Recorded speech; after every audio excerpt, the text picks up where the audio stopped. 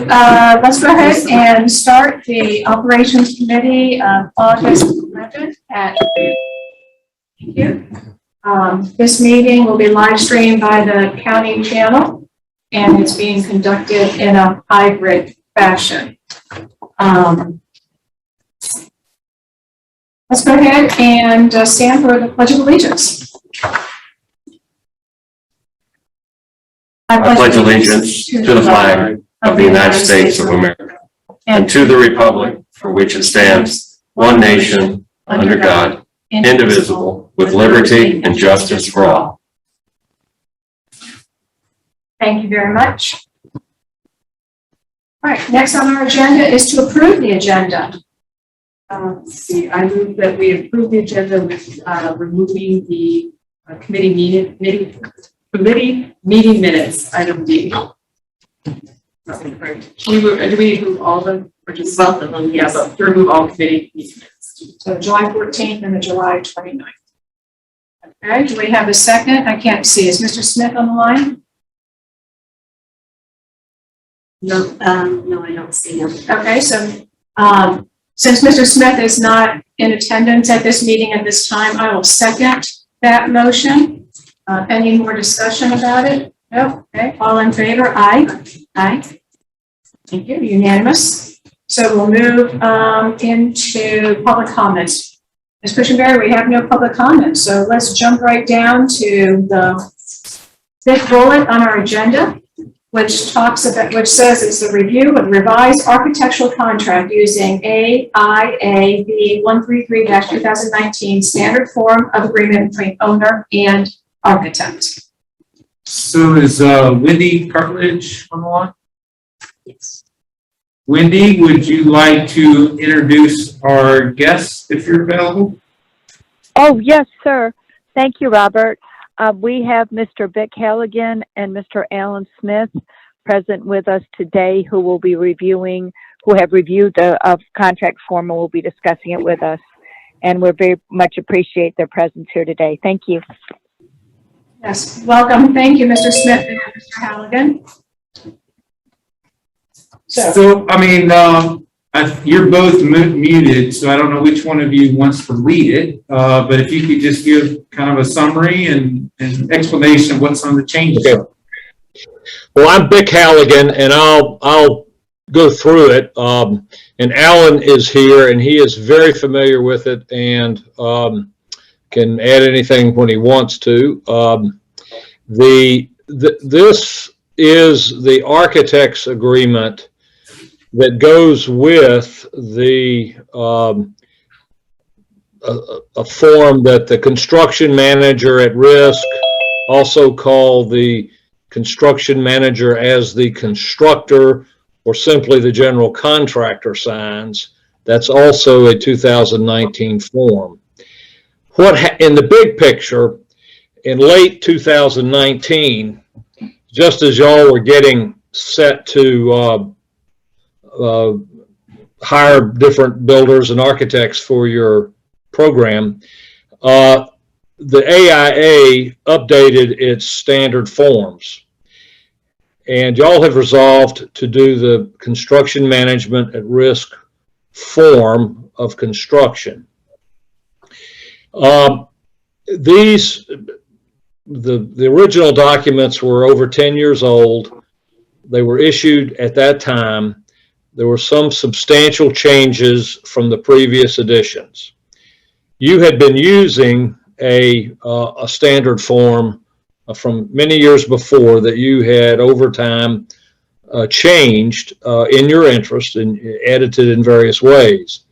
And so I don't remember exactly when it was a good while ago that I came down and reviewed both the contractor's form, which is an A133, and the general conditions, which is called the A201, with the board. And now it's time to do the architect agreement, so that you have a consistent set across all of the professionals that you hire. The forms that you've been using have been edited and made in various ways I'm aware of only one architect agreement. I think it's with LS3P, who you've hired before, that you used the previous form with. You made some more edits, but LS3P has been working under that same agreement for a long time.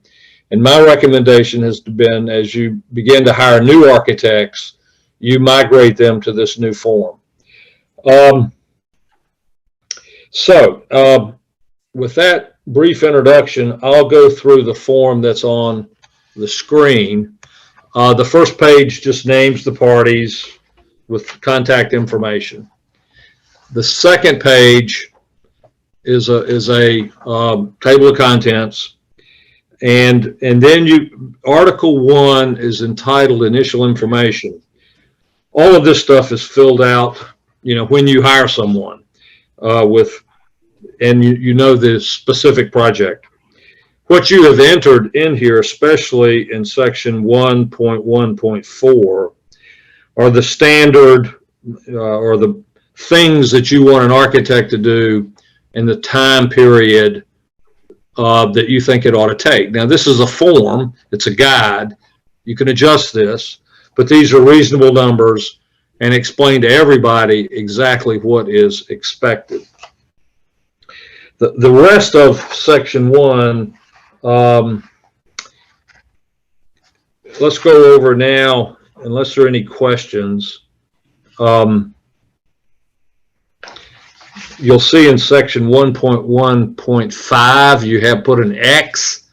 That's the agreement that you're signing with the construction manager. I mean, as constructor, i.e., this is the general contractor. And so the two forms work together. Let's go over to, you also have in section 1.1.10, you list there that you have an agreement with HERI. At this point, it was intends to enter. That has been already entered into. So I think we can maybe change that just a little bit to actually refer to the HERI agreement. In section 1.1.12, the consultants, we've added a number of them that are typical. The civil engineer, the roof consultant, the kitchen, and the acoustical. One of the purposes of adding all these people here is that their fees are included within the architect's basic services.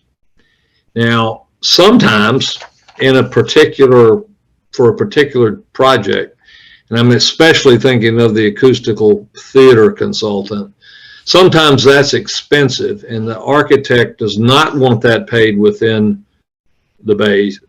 his fee, basic service fee, and you might have to negotiate that sometimes to be an extra separate direct fee that you pay separately, either separately from the architect or you pay it. You really want them reporting to the architect so that all of their designs are wrapped up in the architect, but the payment is done additionally. Go into Article 2. Really, there is no change here that's not in your current contracts. Most of this is about insurance, and you have some specific requirements that all of the architects are you insist on, and they're familiar with them.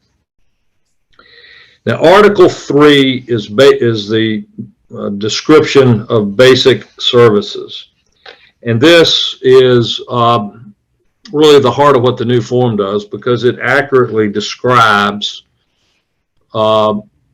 the CM at risk process, which involves hiring the contractor and the architect really at the beginning. They work together through the different design schedules and so on, and they're always working at their budget. The contractor is reviewing what the architect has done, and the engineers. There's pricing information. You're trying to hit a budget. If it's too high, then things are redone to try to make them cheaper. If there are issues, it's brought to the owner's attention very early.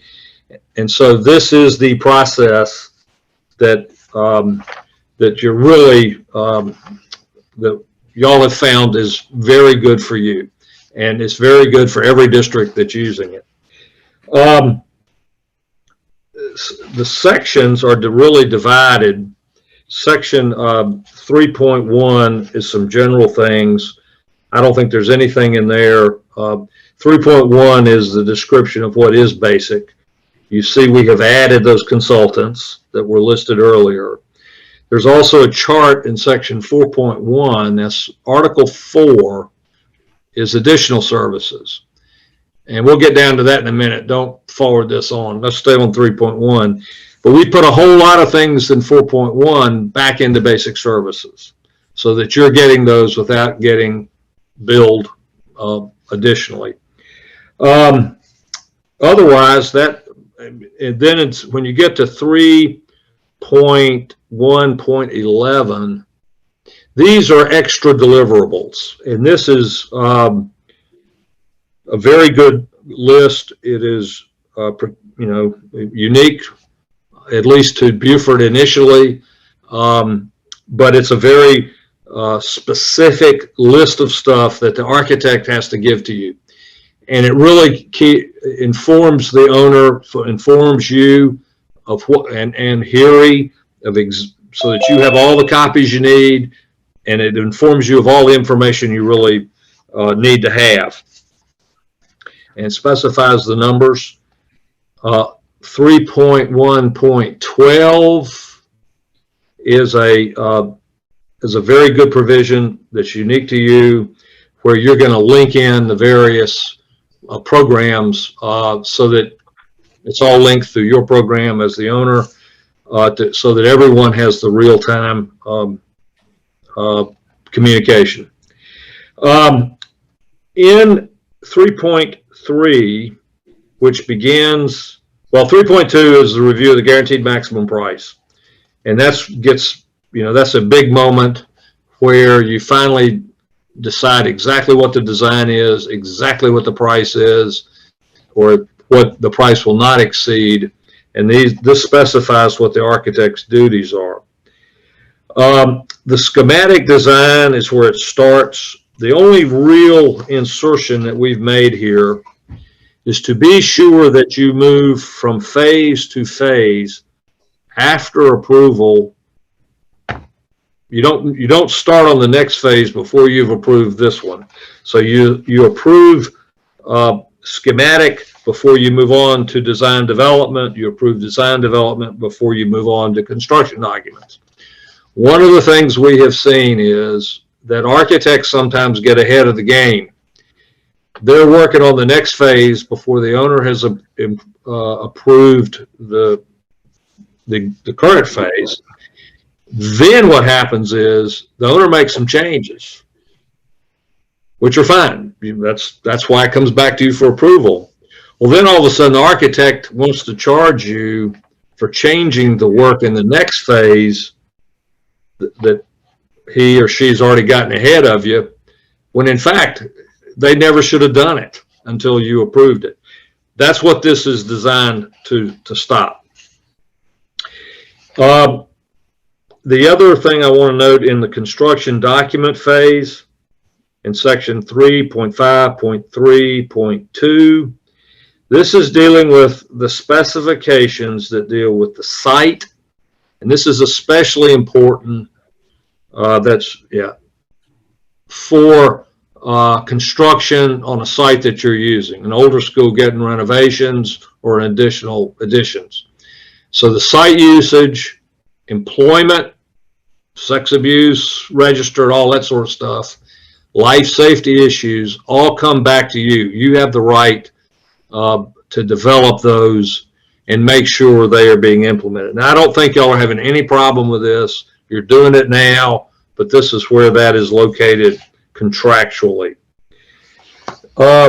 Looking over,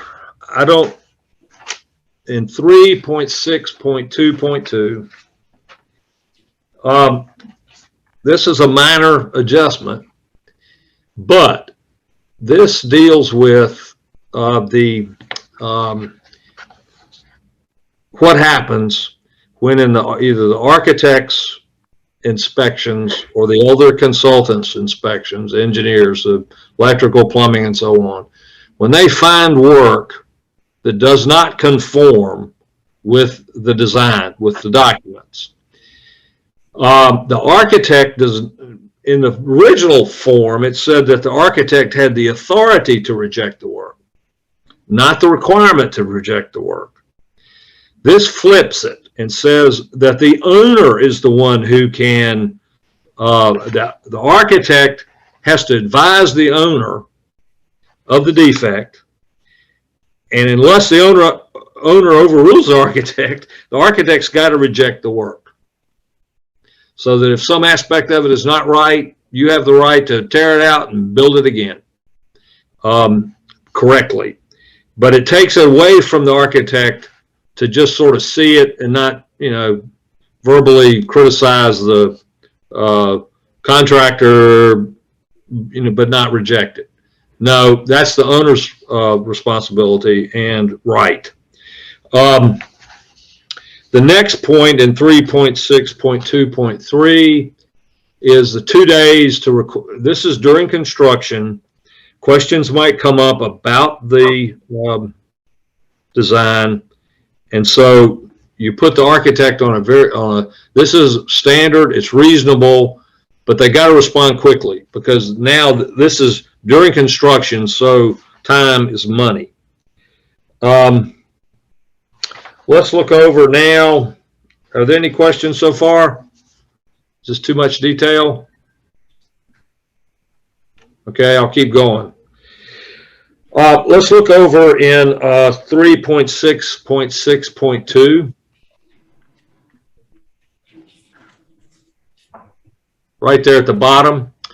It says that this is an inserted section that when an engineer designs something, that engineer is going to be the one to inspect it. You don't want the plumbing guy inspecting the electrical work. You don't want the electrical guy inspecting the plumbing or structural or something. So this, once again, this is a provision we put in there because in our litigation, we found out that sometimes the electrical guy did inspect the plumbing. And needless to say, the plumbing didn't work. The last 3.6.6.5 is an addition. And this is the 1-year warranty inspection where everybody comes together to see how everything is operating, to see if there are any problems. And then if something is not working properly, it can be fixed still under the warranty. Article 4 is really, it's supplemental and additional services. This used to be kind of all mushed together, but the big thing is that chart that's on the next page, 4.1.1.1 and so on.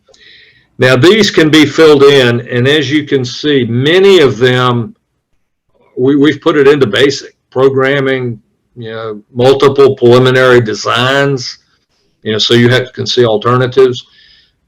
So when it says basic, that means it's in that base fee, percentage fee.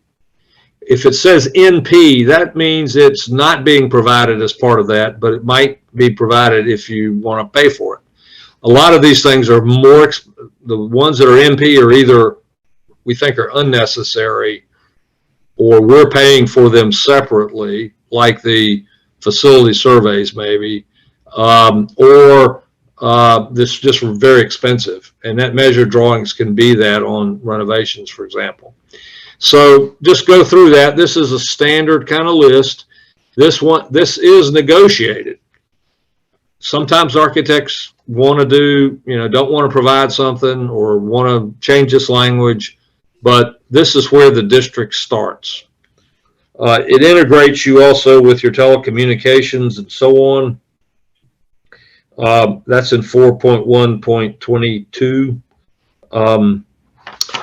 let's see. The supplemental services tend to be things that are added and they're separate forms for that. I've rarely run into that. You don't use it very often, but additional services can be a bunch of things that you run into. 4.2.1 is a list of those. Going down to 4.2.1, you've also deleted some of those. This is really just defining a line between what the architect can expect within that basic and then additional things for which the architect gets to charge you some more. You know, sometimes for example, you know, and this is pretty much standard, and I think y'all have, you know, been operating under these same terms for a long time. The 4.2.2 is really, the edits there are all designed to not allow an architect to drift in to additional services. When the architect sees additional services, they're supposed to bring it up with you as the owner, and you talk about it. They can't really drift into it. Now, there are some emergency situations where they might have to do something as a result of like a hurricane or a tornado or some disaster on the site that, you know, require immediate work by the architect. But with reasonable promptness, they've got to bring it up to you so that you can agree to the fee. They can't just drift in and all of a sudden present you with a bill based on hourly rates. You also, down in 4.2.3, have the numbers of reviews and site visits and so on that the architect must do. I want to especially point out point 2, which is the one site visit per week during construction. We've inserted that word. I know it appears on this as per week as if it's written in, but that per week is an additional term. Y'all interject with any questions. Article 5 is what the owner's supposed to do. That's what you're supposed to do. We've not edited that at all. This is very standard. It's included in the fee arrangements and so on. There's other stuff you're supposed to make timely decisions, establish the budget, you know, make decisions when they're presented to you. This is very standard, and it's pretty much true of what you're doing now. The only edit we've really made is the last one in 5 points. There is a term after 5.15 that set a timeline for you to do things. We eliminated that. We didn't want you bound by a time limit. Cost of the work is Article 6. Ready to move it on? I'm not controlling what you see. We want to go on to Article 6, cost of the work. Okay. That's a very defined term. It's really what the designer designs and what the contractor builds, and that's the basis of the fees. That's a number. We did not. Go ahead. Ms. Boatright has a question. Hey, so on 6.3, construction manager to include appropriate can you hear me?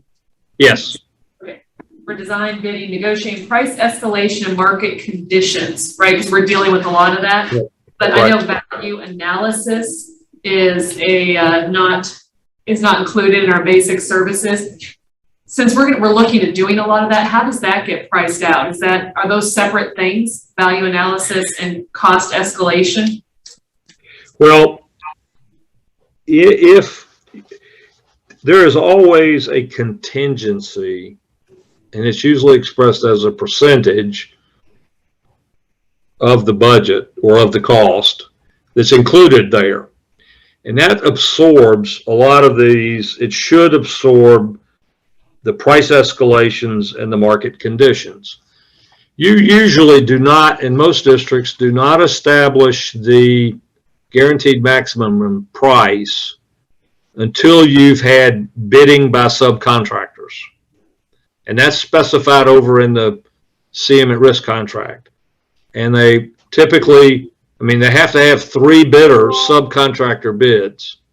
Now, sometimes, you know, with the way materials are now, sometimes they'll say, here's our bid, but this item, nobody will give us a price for it yet. And so that comes out of that. Well, that's sort of part of where this contingency comes in. Now, you're going to expect to spend that contingency.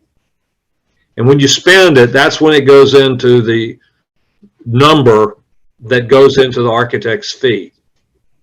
So it'd be 5 or 6% or whatever it might be of a number that includes all the work that's included in that contingency. But let's say you don't use the contingency. Well, in that case, it'll come back to you and you don't pay a fee on it. Okay, But so, realistically, excuse me? no, sorry, hypothetically, if we go above contingency, which is likely to occur in some, you know, with all the fluctuations in the market, how do we pay for value analysis? Are we paying, is that included or not? I'm just confused. Yes, that's already included in basic services. That's included in your basic services. The construction manager through every stage, you know, conceptual, design, schematics, on through, is presenting a budget at the time. The contractors are running numbers. They have included subs. So you've got pretty good numbers on through there. By the time you get to the guaranteed maximum price, it ought to be the guaranteed maximum price. Now, it may have exceptions to it. That's where you know, that depends on each time. But when you budget for the guaranteed maximum price, that should be the number. I mean, and it has a contingency within it that should absorb everything that you incur. Okay, You really shouldn't be above the GMP.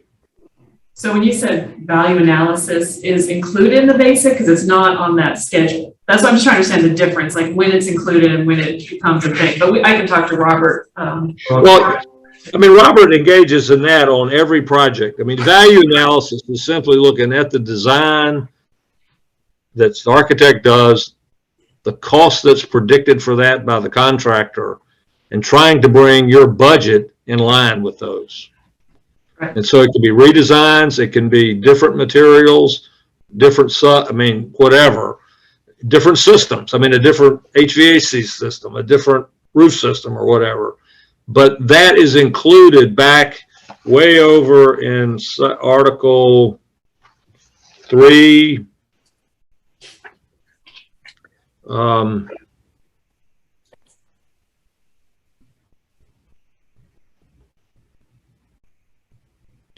Well, it's in every stage. It's in 3.3.2, where you have a budget and you're looking at your requirements. 3.3.5 is working through those with the budget. Then and at each stage you repeat that. Design development is in the 3.4s. And then in the construction documents, it's the same thing, where you know, you're comparing the budget to the contractor's price to the architect's design. You're not waiting to the end to work in. I mean, value analysis is a word that, you know, includes that process of design, architects and engineers, contractor pricing with the use of subs who are going to be bidding, and then the owner's budget. And that's that's what value analysis is, and it's built into this. It's not something that occurs at the end or after you know, after the construction documents are all done and you're sitting down at the end, it's not like low bid where the architect's done all that. They might have done some pricing information, but then you're surprised when all the bids come in, they're way over what your budget is. The whole purpose of one of the main purposes of CM at risk is to avoid that. Thank you. Let's see. In copyrights, I think we're now at Article 7. The copyrights and licenses is pretty standardized. This comes into play over time. In section 7.3, we've added that the license also includes the license from the engineers. That's a standard form between the architects and the engineers, but we wanted to be sure it was in here.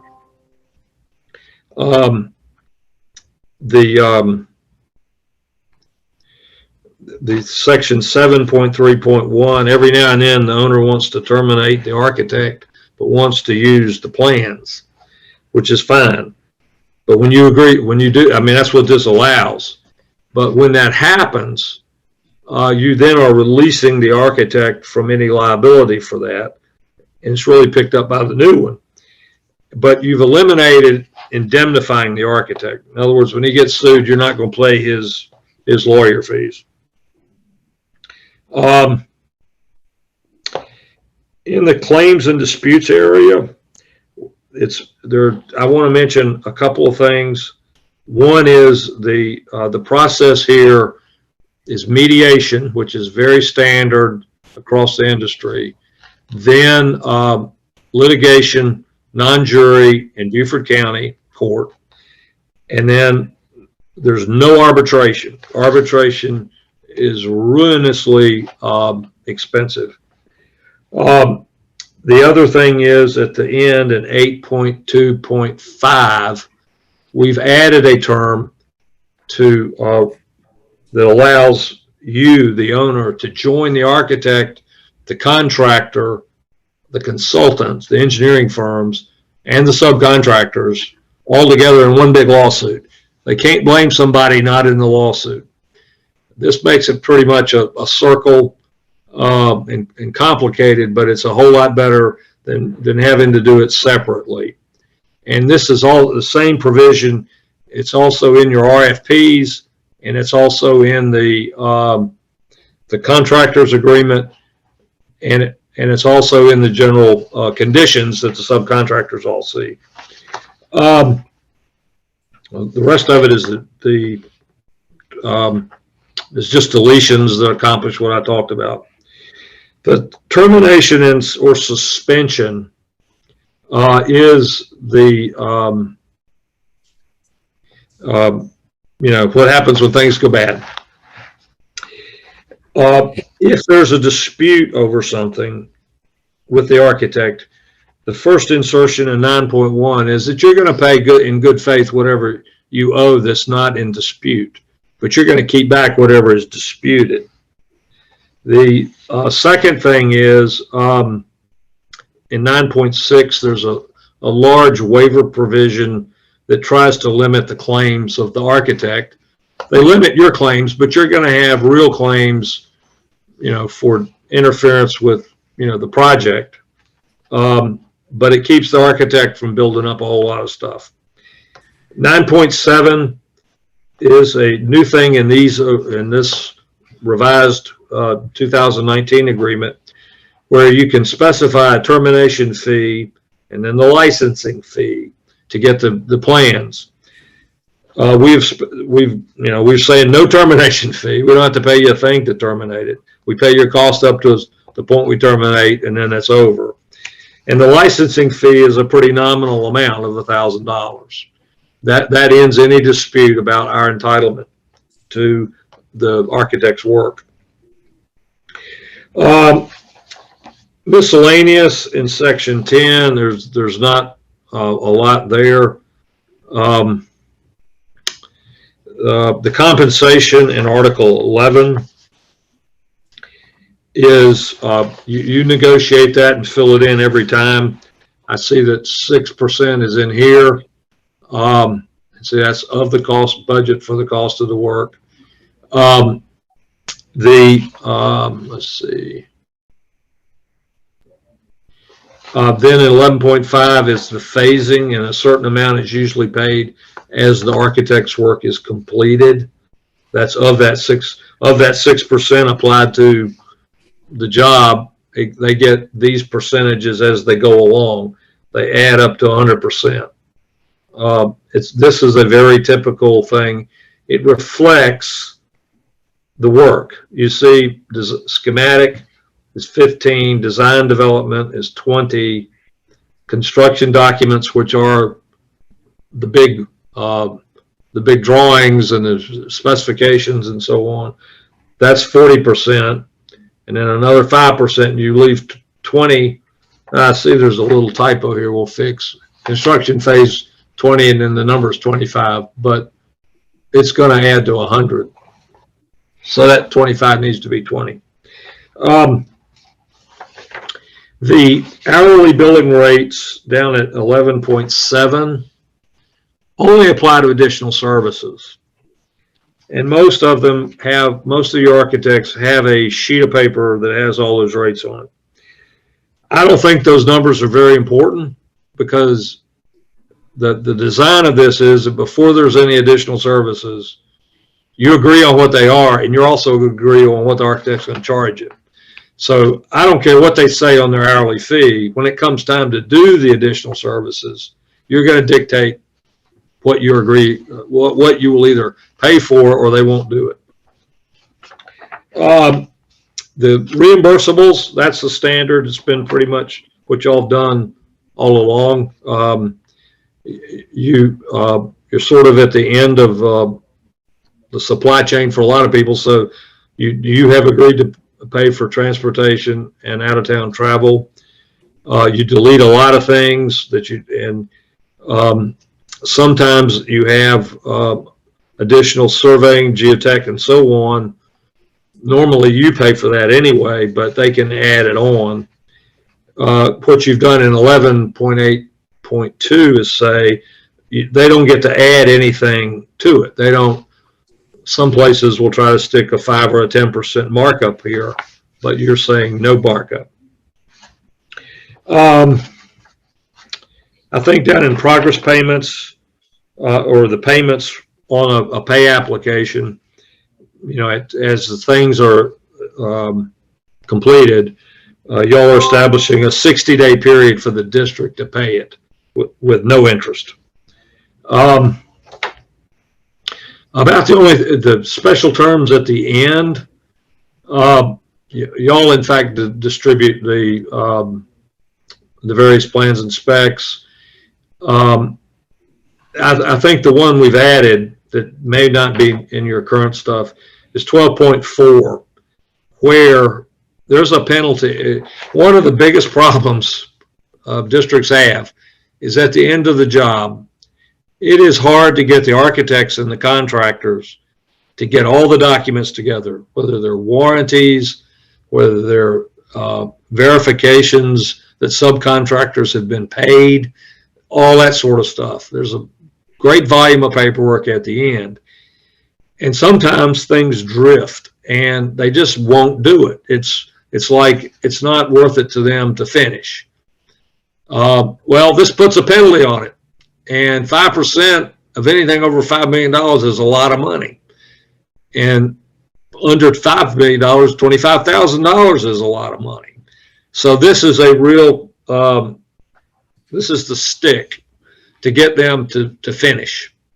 And so I think that's a good thing, and it seems to work. I think that's it for me. Any questions? Let's see, Mr. Halligan, we have Ms. Robine, Mr. Sturbinger, and Mr. Campbell on Zoom as well. So I'm going to ask if any of those board members have a question. I don't think so. I don't see any hands up Mr. Halligan, I see the term substantial completion in here a lot. Can you just tell me what is that considered to be when it's substantially completed? Well, substantial completion is a term of art. I mean, it's a contractual term, and it follows inspections by the Office of School Facilities, and you're entitled to take possession and use the property. In other words, if it's a new school that you're building, teachers, you can get in there. You can start moving in equipment or furniture. Teachers can be in there getting ready. Even students could be in there. But then there is a punch list or a list of small undone things, you know, and it can be a lot of little things. They're supposed to be little, and those have to be done before final completion, and so there are issues there of how much they get paid through substantial completion. And that's really a term more for the contractor than for the architect. But upon substantial completion, there's a date established at the beginning. If you go over that date without any valid excuses, there is a liquidated damages number, and I think it's $750 a day that you get to collect. It might be 500. I don't think it's 1,000. That the contractor will owe to the district. So that there's a $750 a day, 7 days a week number until they get to substantial completion within your time, if they take too long. Then there's a separate dollar number, and I think that's $250 for final completion. And that is finishing up all the things on what they call the punch list. Now, the real protection that you have for things to get done on time is the way that you are hiring people. You're hiring both the architects and the general contractor based on how well they have done past work. And if a contractor, and this especially deals with the contractors, are not finishing and substantial completion on time and are not finishing up all the punch list stuff, that's a negative. That's a big negative. And you mark them down when you're hiring people for new jobs. And all the firms know that that's a factor. And so the great benefit of the CM at risk process is that you hire a new contractor for a new job based upon the performance of that contractor on previous work for you. Now you're big enough so that it's for you. Sometimes you'll get, somebody new bidding the work or coming in to interview for your work, and but that'll be based on their performance elsewhere in other districts, and which you can find out about. And so it puts into the process a reputational factor that just works to your benefit. And so that's sort of the setup around substantial completion. Thank you. Ms. Belbright?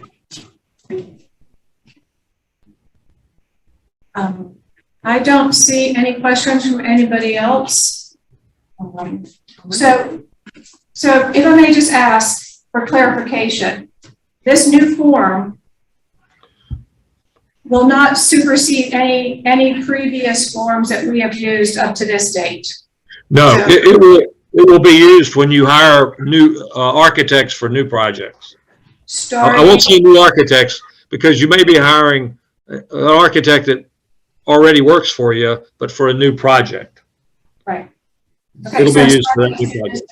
As this goes into effect, do you need board approval for this? No. Do not. So this is now? Yeah, and the time will need board approval, and just so you know, we have an RFP out right now for architects. Right. So when we bring that group of architects for your approval, this will be the contract that they will be. Okay, So that's timing wise why we're presenting this now, because we're in the middle of interviewing for our next round of architects for the next 2 years. okay, And that will be the approval we will come to you for, will be the approval of that. okay. All right. Well, Mr. Halligan and Mr. Smith, it seems like you've certainly vetted this and to the favor of the district, which is, you know, what we hope for. So I greatly appreciate it. Well, thank you very much, and good luck. Thank you. Thank you. Thank you for joining us today. We sincerely appreciate it. Thank you, Vic. You're very welcome. Thank you. Thank you, Bye-bye. Mr. Allen. We'll sign off now. Very good. Okay, bye-bye. Bye-bye. All right, the next item on the agenda is natural gas fueling station, 17 additional buses. Mr. Odding. Yes, I am bringing this to your consideration. We were approached by the South Carolina Department of Education. As you know, they supply the majority, about 2/3 of the buses that we use in the district. And they brought to us the option of whether or not we would like 17 new propane buses. Just bring a reminder that we received 17 propane buses in 2020. Those were provided by the South Carolina Department of Education. We built a propane station here at the district office. If you don't know where it's currently located, it's right at the end of the field down here. And that allows us to fuel those 17 buses that we got before. I would say everybody, the performance of those buses, everybody's very pleased with them. They're new, they have air conditioning, they are more fuel efficient. And so it is part of the Volkswagen settlement. So I am coming to ask if the board would like us to pursue that option again. In order to do that, though, of course, we'll need to have a funding source to pay for that. There's a couple options down below as far as motions that we could go for, and I can also discuss a third that actually, after talking with Tanya and Reggie Murphy, that's what they would prefer.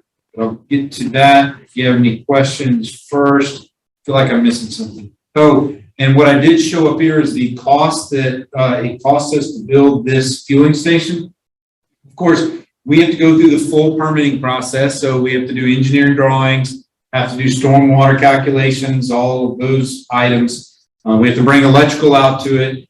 So there is some design costs. You can see here, we spent $18,000 designing this fuel station.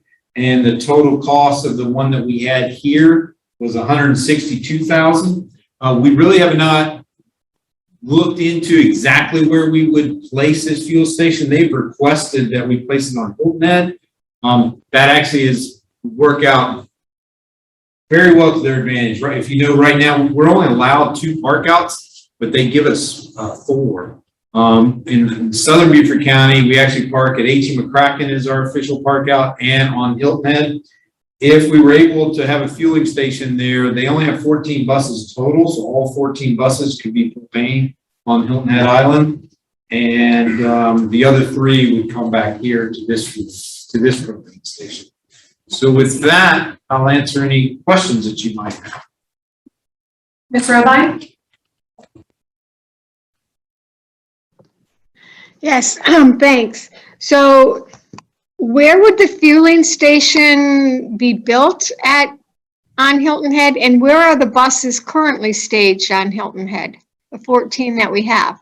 So the buses are currently staged behind the back of IB and SCA. There's a bus parking lot located there between the schools and I believe it's Presbyterian Church. So there's a large lot in that area, and we would try to find a location in that general area for a fueling station. We also park some buses. We have our transportation shop over behind the middle school, and some of our athletic buses are parked in that area. Okay, thank you.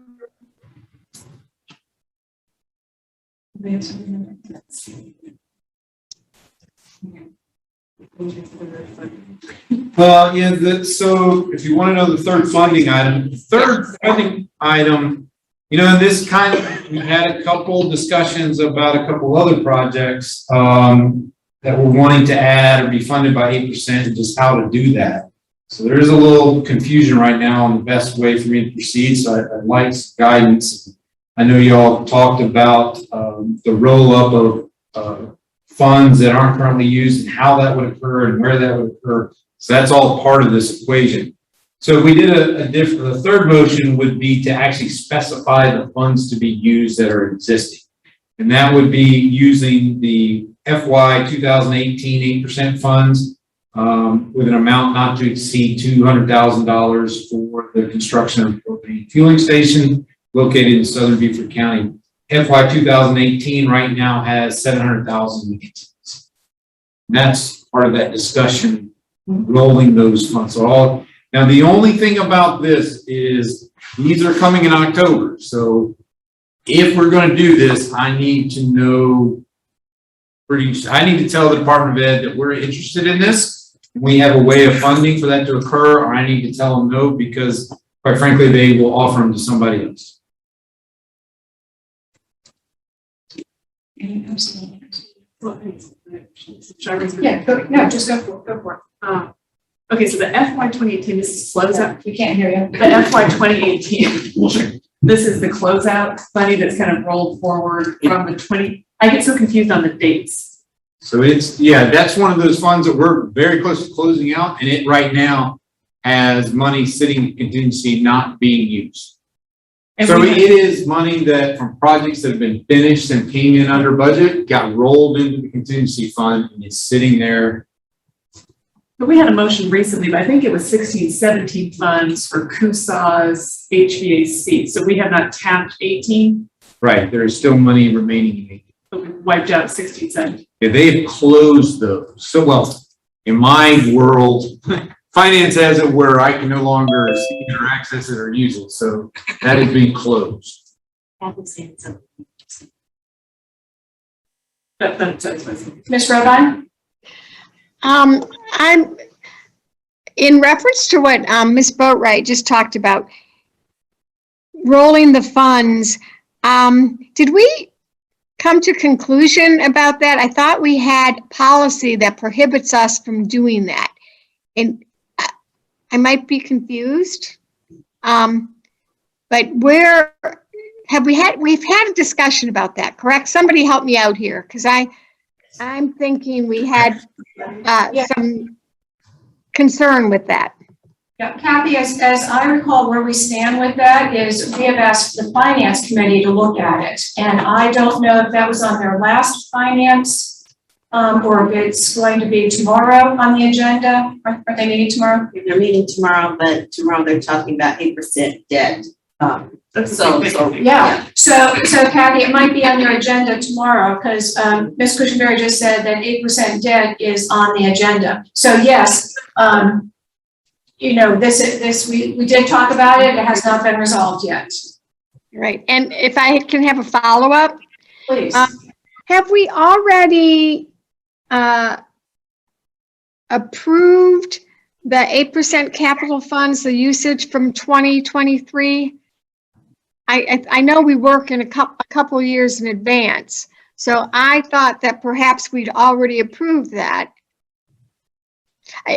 Not for this particular item, but that we'd already kind of approved the expenditure of those funds. Sure.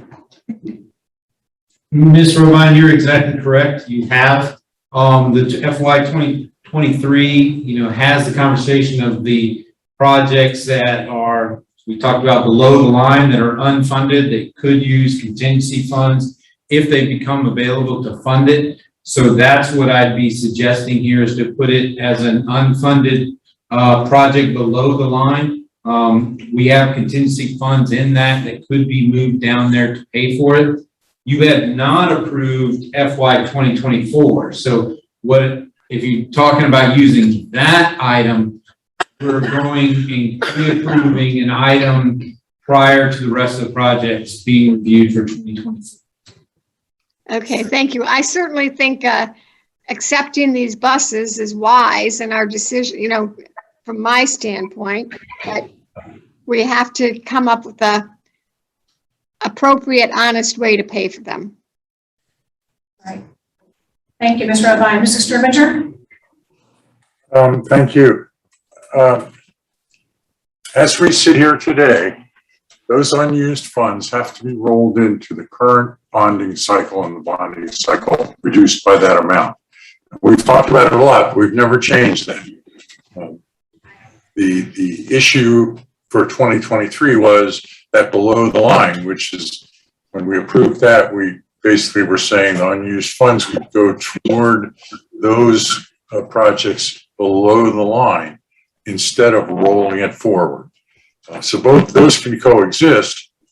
So my suggestion would be to change that below the line in 2023, get approval to change that list of items, and then we're fine. Sure, yes. No, I think that makes the most sense. I would say that the one thing, and I believe you'd probably agree with this, Mr. Scrivener, Tanya did ask me to put a not to exceed on it, even though, so if you do decide to use the FY 2023 route, we would need to add to the motion I put on there, not to exceed the amount of $2,000. Or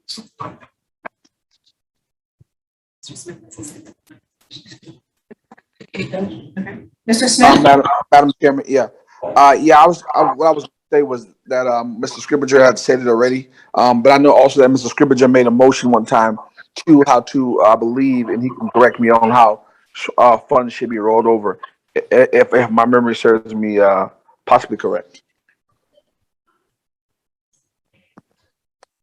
Thank you, Mr. Smith. Ms. Boatright? So, Excuse me, Madam Chair, I was asking Mr. Scrivener, did he make a motion, and did we agree with that about how to roll funds over, Mr. Scrivener? Oh, I'm sorry, I didn't realize it was a question. I thought it was a statement. Mr. Scrivener, would you respond? What you're talking about, Will, is actually our policy now, which is what I was trying. It's what I was trying to explain. Obviously, not very clearly. That is policy now. Any unused funds have to be rolled into the current year, and the bond request has to be reduced by that amount.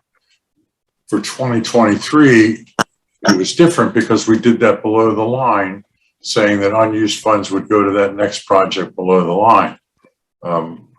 So those two things are coexisting right now. So the best way to do this is, I believe what Robert's saying is, we have to insert it in that 2023 below the line, and then put in, not to exceed 200,000. Otherwise, you have to go out to 2024, and we've done that before. Mm-hmm. Thank you, Ms. Boatright? So I think one of the issues here, this is going to come up in finance, how we fund this, but there is like a timeline we're talking about. The other thing is to throw another, wrench in here is ESSER funding. Are we going to be able to take some of the stuff off of next summer's project list because we can use ARPA funding like HVAC? I don't know. I know you've got $3 million and change in our current application. So I think personally, what I think we need to do is just make a motion that we would like to do this without assigning it to a year yet, pending approval. Can we do that? Because I don't know how else we're going to do it. There's so many variables at play at the moment. yes, pretty quickly we need a funding source. So we. But 2024 is not an option because that won't get it done for another 2 years, right? We have done that before. So because finance, if they have the cash in hand available, what you're doing is going ahead and committing some of the money you're going to spend in 2024 now. That is a better conversation with Tanya here for the finance. So I'm completely fine with pushing that off. It can't sit around too long, is all I'm saying. That's what I'm concerned about. It would need to be addressed pretty quickly. I don't know if, my idea was if we assign it to 2023, 2024, 2018, the three options on there. If we do one of those, it might limit the conversation that we're gonna have coming up in the next month, right? Well, I mean, I don't, the ESSER funds now have a defined plan. So, and I don't know really where you're going, like, we don't have funding of buses as part of our ESSER plan. I would think that, our ARPA funds would include ventilation, Yes, HVAC, yes. and that there might be HVAC projects in next summer's 2023 projects that then would not Yes. require 8% funds, therefore giving us space. Yes, but if I can give a spoiler alert, there is not enough money in the ESSER funds we have more projects than we have money for if you do next year's 8% and ESSER funds together. To me, it So, feels like we've got money out there to do this. It's just a question of how we account for it. well, one of the things that we did an exercise on what we had as far as, HVAC projects that you're gonna see this when we do the 10-year plan. And, as of right now, we did rank them by priority 1, 2, and 3. I don't remember the priority 1. I know it was more than $6 million. It was about $10 million of the same projects. We have right now a priority 1 HVAC project. That means we need to be doing them now. And $3.5 million in ESSER funds isn't going to pay for $10 million. We had $17 million priority 1, 2, and 3. So we have lots of needs. That's all I'm saying, I guess. William's hands up, Stu. Mr. Smith? Ma'am, I just need to put my hand down. I'm just listening at this point. Thank you. Okay, I'm sorry, your hands, I can still see your hand. Okay, I would agree with what is said about we should definitely express our interest. We should take the state up on this. I like motion number 1 for the 2023 8% capital funds because we have established this process of having below the line, and this seems to me to play right in with that, with the not to exceed amount.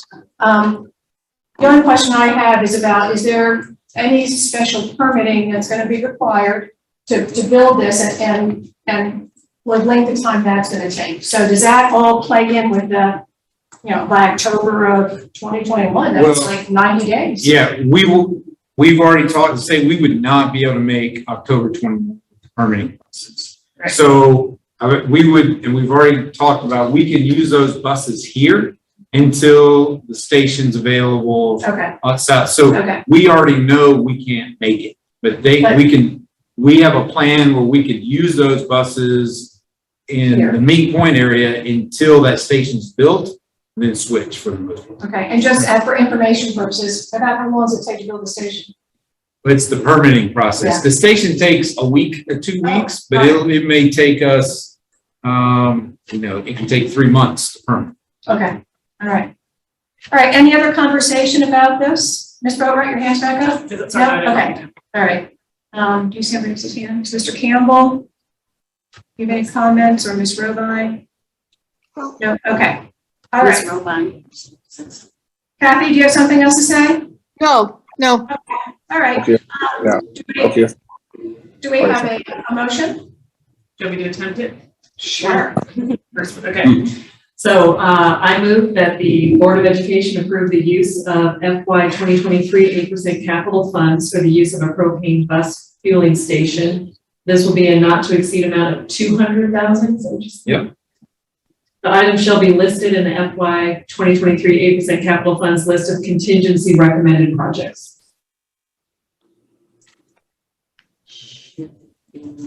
Mr. Smith, would you be interested in seconding that motion? Actually, I'm still learning, so I still want some more information, so I would prefer to abstain. So if you want me to, I can take the gavel. Ms. Fidrick, I think the motion has to be that you recommend to the full board, not Right. that, okay. No, thank you very much, Kathy. Yep, you're absolutely right that we would recommend to the full board the following motion. Thank you, Kathy. All right. I will second that. Any more discussion?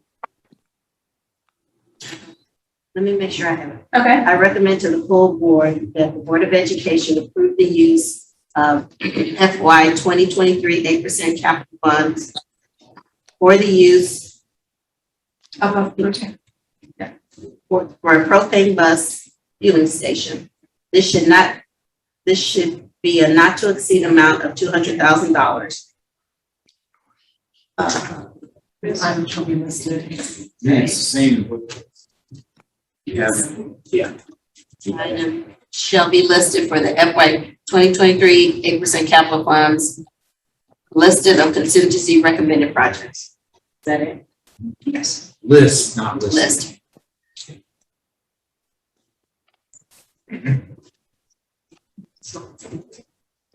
Yes.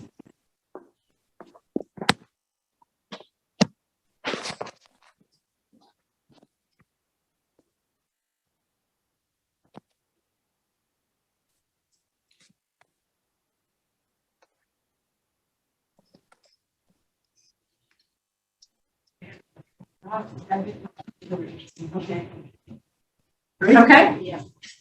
All right. All in favor? Aye. Aye. All opposed? Mr. Smith, you're voting abstention or opposed? Yeah.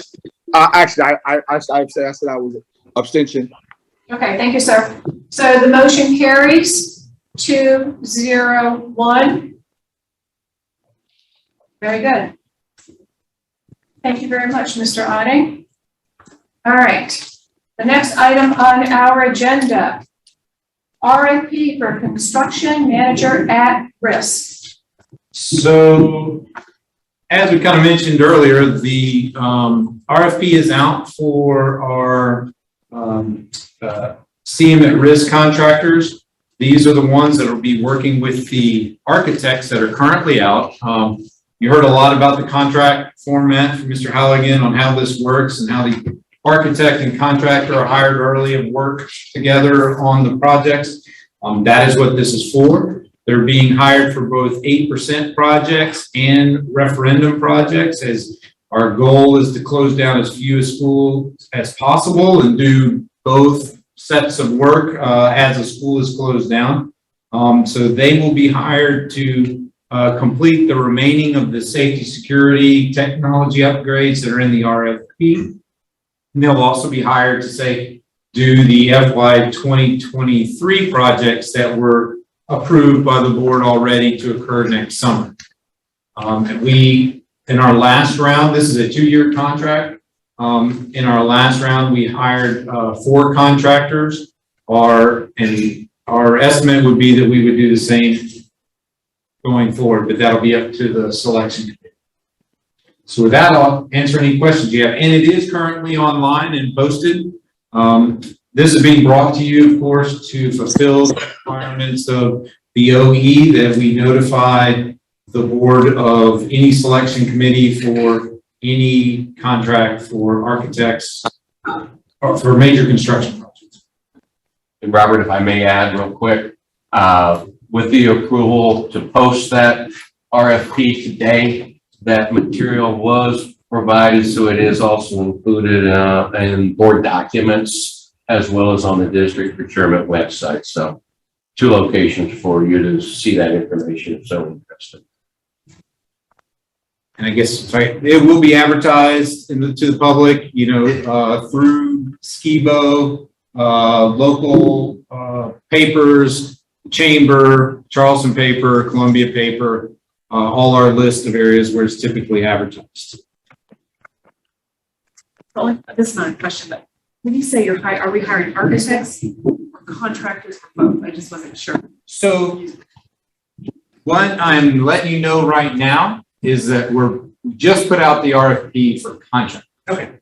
The RFP for architects is currently already out. Oh, I see. That's why. Okay. I was like, that's good. So typically we'll put the architect out a month before the contract. So we'll hire the architects, get them on board. A month later, we'll come to you with contracts. Match them all up. Yep, and we'll match them all up. The architects are needed first so they can get started and scope out projects and things like that. Mr. Smith? Mr. Allen, so basically you're updating us on the RFPs that you have out. Was that what you just said? Yes, sir. Oh. It's out. Right. Okay. With that being said, I have a question. So RFPs don't come before the board before they go out? No, sir. Your OE does require us to notify you of a selection committee for any major construction projects. So the interpretation that we had is we need to inform you when an RFP is out. And of course, part of that RFP process, you can see in there the schedule. That schedule in the RFP lets you know when they are due. And following the receipt of the proposals, a selection committee will be formed and they will meet and review the RFPs and make a recommendation, which will then be brought to the board for approval.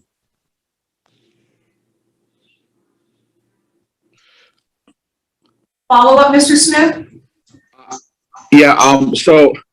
So basically, your office, they inform the board that an RFP has been put out, right? Correct?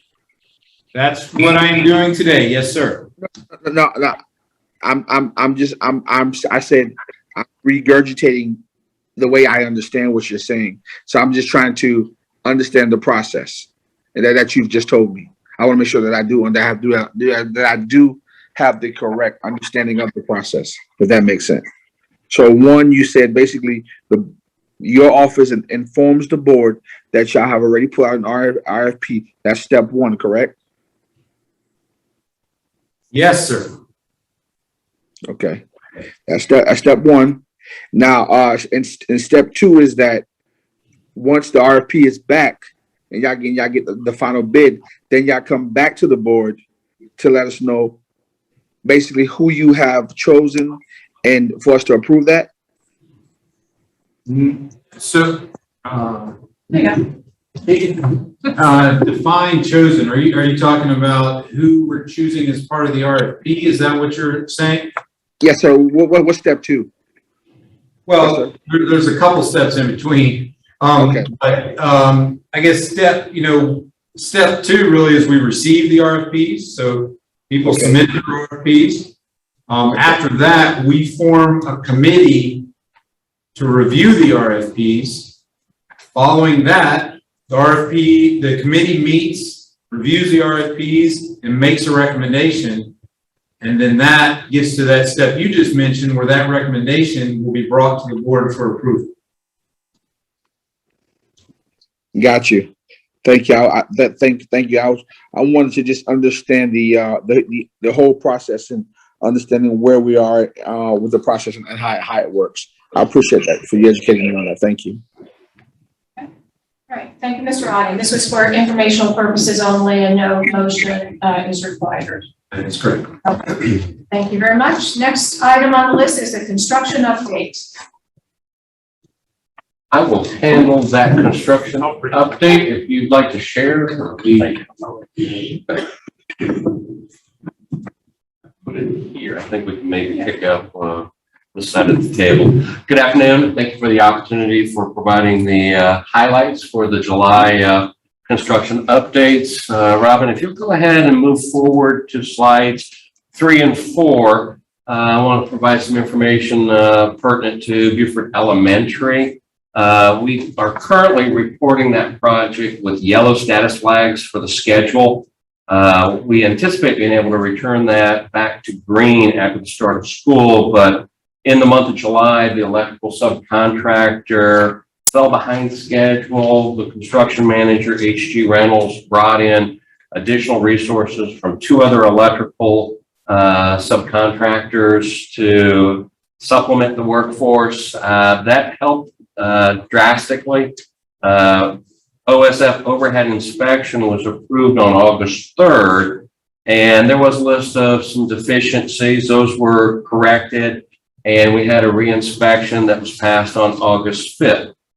Today, the final OSF inspection, I regretfully inform you, did not pass. The plan right now is we got the contractors working very hard so that we can do a reinspection tomorrow morning at 7 a.m. with a goal of getting that third-party reinspection passed. It will be for a conditional occupancy that will require a use of a fire watch. But that is something that HG Reynolds is quite capable of doing. The staff will work remotely tomorrow.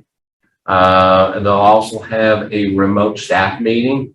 But with the passing of the 7 a.m. third-party reinspection, that will allow us to bring the staff into the building on Friday. I think it's important to share with the Operation Committee, board members, and everyone else that's listening this afternoon, that if you go to the site or you hear from somebody that may have seen the site, that site is not in a condition that's going to be ready for students. Recognize that. The contractor's working very diligently. A lot will occur through the end of this week as well as through the weekend so that we will be in good position for the start of school. In the event that something does not go to plan, we are developing a plan B through the use of both Dr. Bradley as well as other resources so that we can make sure that we do have a plan B in the event that it's needed. I think there'll be some conversation about this. So, Mr. Smith, your hand is up.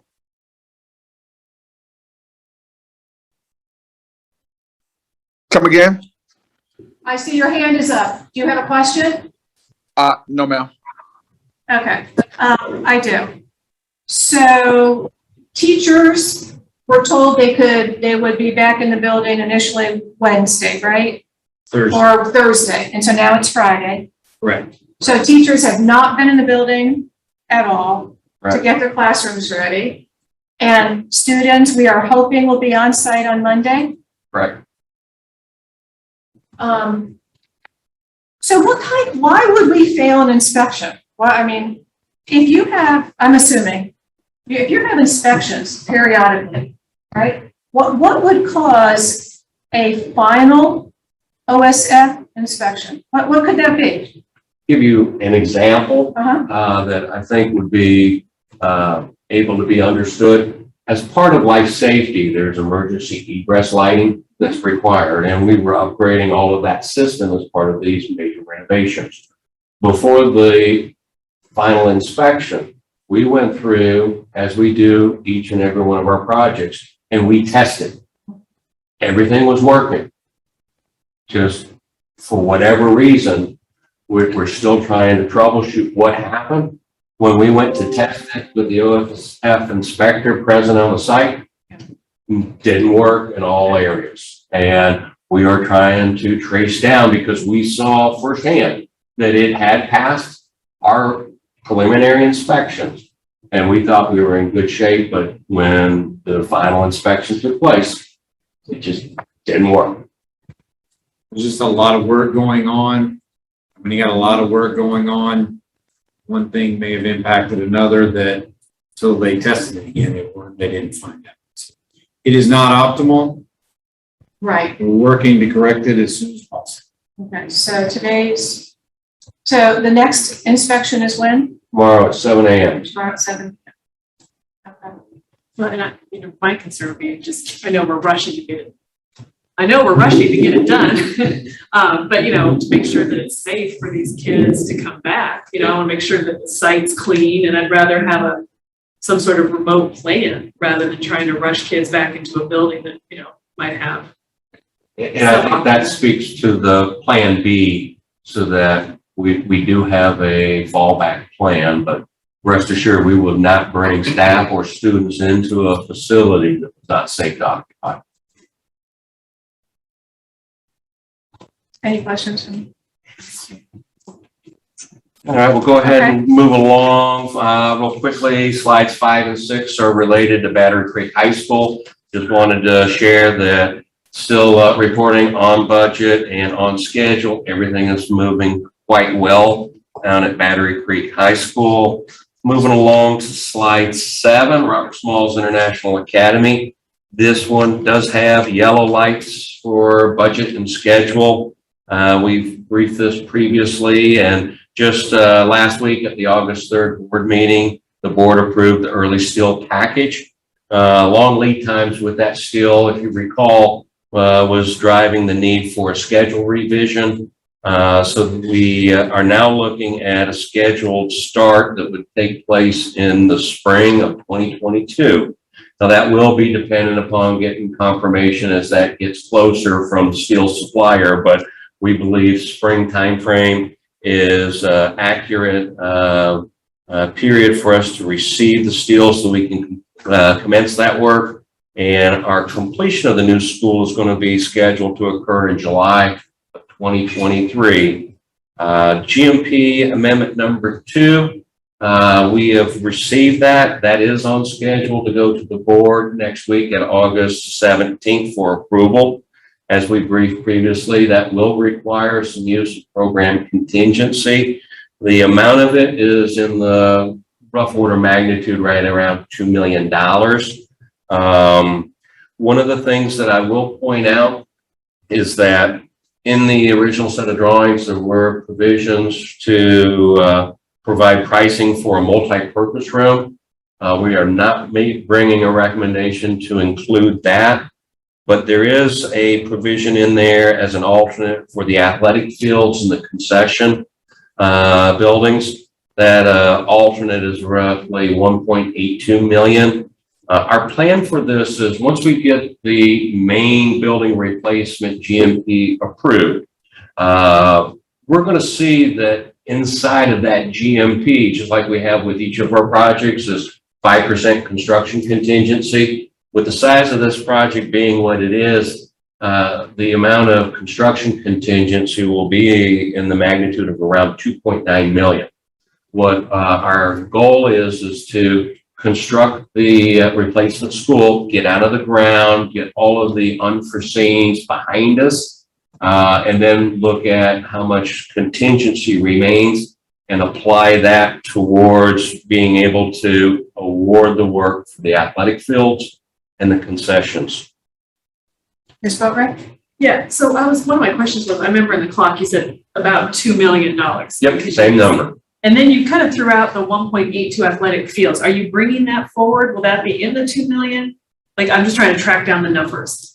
The 1.82 is an alternate. And that would not be bringing that to the board next week as a recommendation. It could be discussed at the board. You could consider that. To award that, you just would have to utilize a little bit more of your contingency to get it awarded now. But in talking it through the design team and the construction manager, J.E. Dunn, we believe that the timing can be such that we can revisit this as we've made progress. And we can't start this work until the replacement school has been constructed. So timing wise, I think it works out well. So right now we're bringing none of the multi-purpose room or the athletic fields. We're going to wait and see $2 million. And then on the first amendment. The only thing is, please recognize, so the athletic fields can easily be brought later.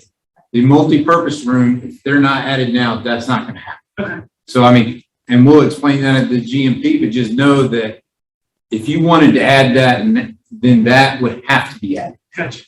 The play fields can easily be added, and that's the plan. And I guess one other thing I'd like to talk a little bit about, because you heard us mention use of program contingency. Robert and I are not overly concerned on that. One of the things that I do on a regular basis is look at the use to date and where we are overall on the program. And, at the clock meeting, you heard me talk about that we're about halfway through the building program, and I'll be talking a little bit more about the goals behind the mid-program reset exercise.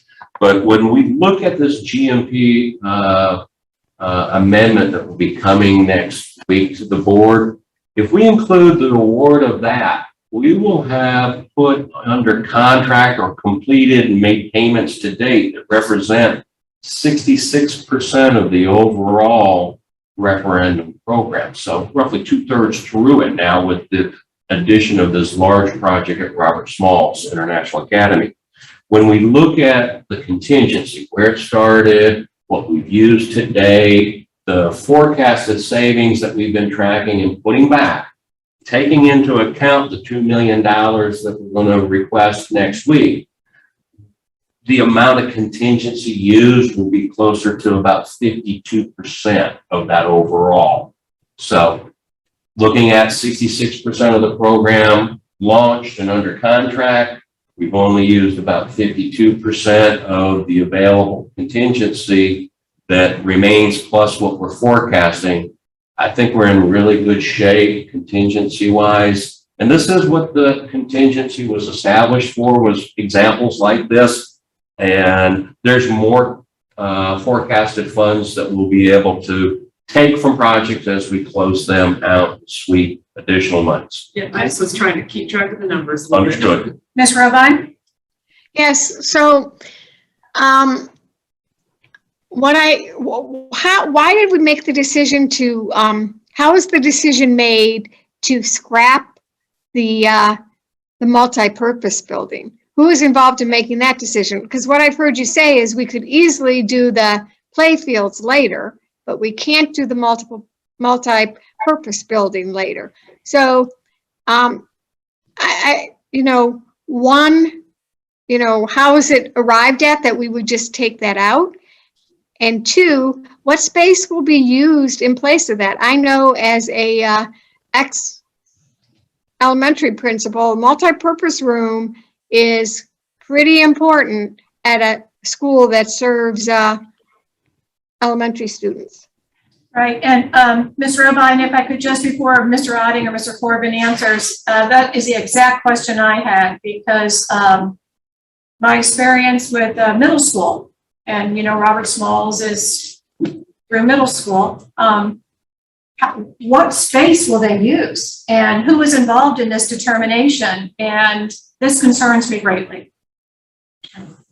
So, a couple things, as far as a multi-purpose room, recognize, we're looking at a model like a River Ridge Academy does not have. They have the gym and have the division of the gym. Where Robert Smalls does currently. So we have right now one K through 8 that has one that doesn't. As far as who makes the decision, that decision hasn't been made. That decision will be made by the board. What we're talking about is what we're bringing to the board the options, and we're bringing our recommendation.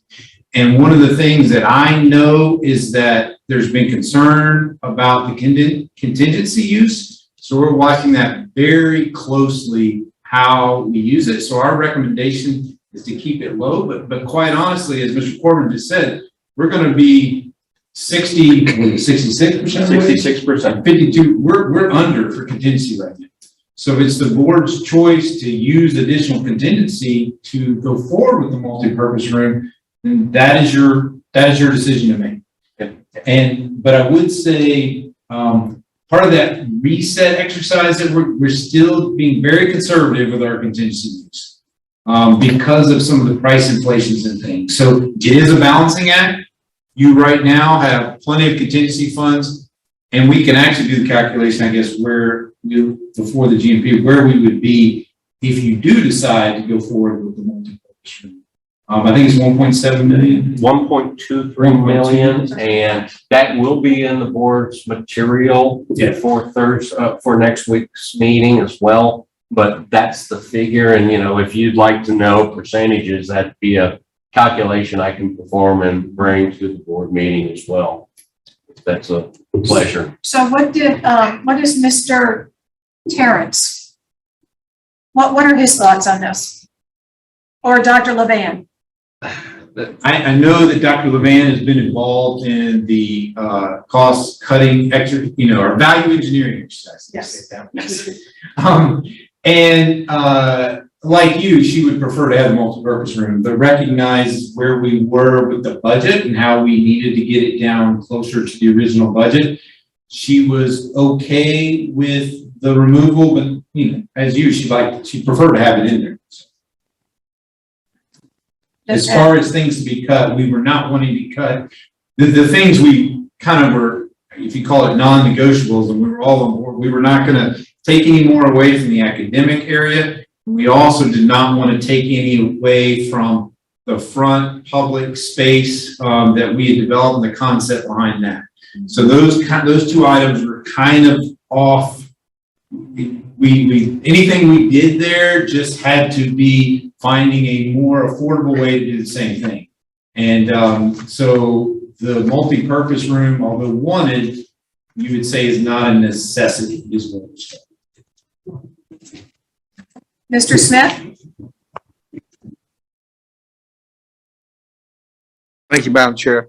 Along the lines of, I do have some concerns as long as the same as you and Mrs. Robine, but also, if my memory serves me correct, I remember the first time when they had these meetings, they also included the community, and I was wondering when that decision was made by the former principal and the new incoming principal, did we also have the community involved in that? Because it sounds like we are going to, well, I won't say ask them for more tax dollars, but I mean, we should have their buy-in too. But also with it being a K-8 building, I'm sure there will be times where they will need that multi-purpose room. So that brings me a large bit of concern that we would negate to not build that at this point in time, or even make that an option.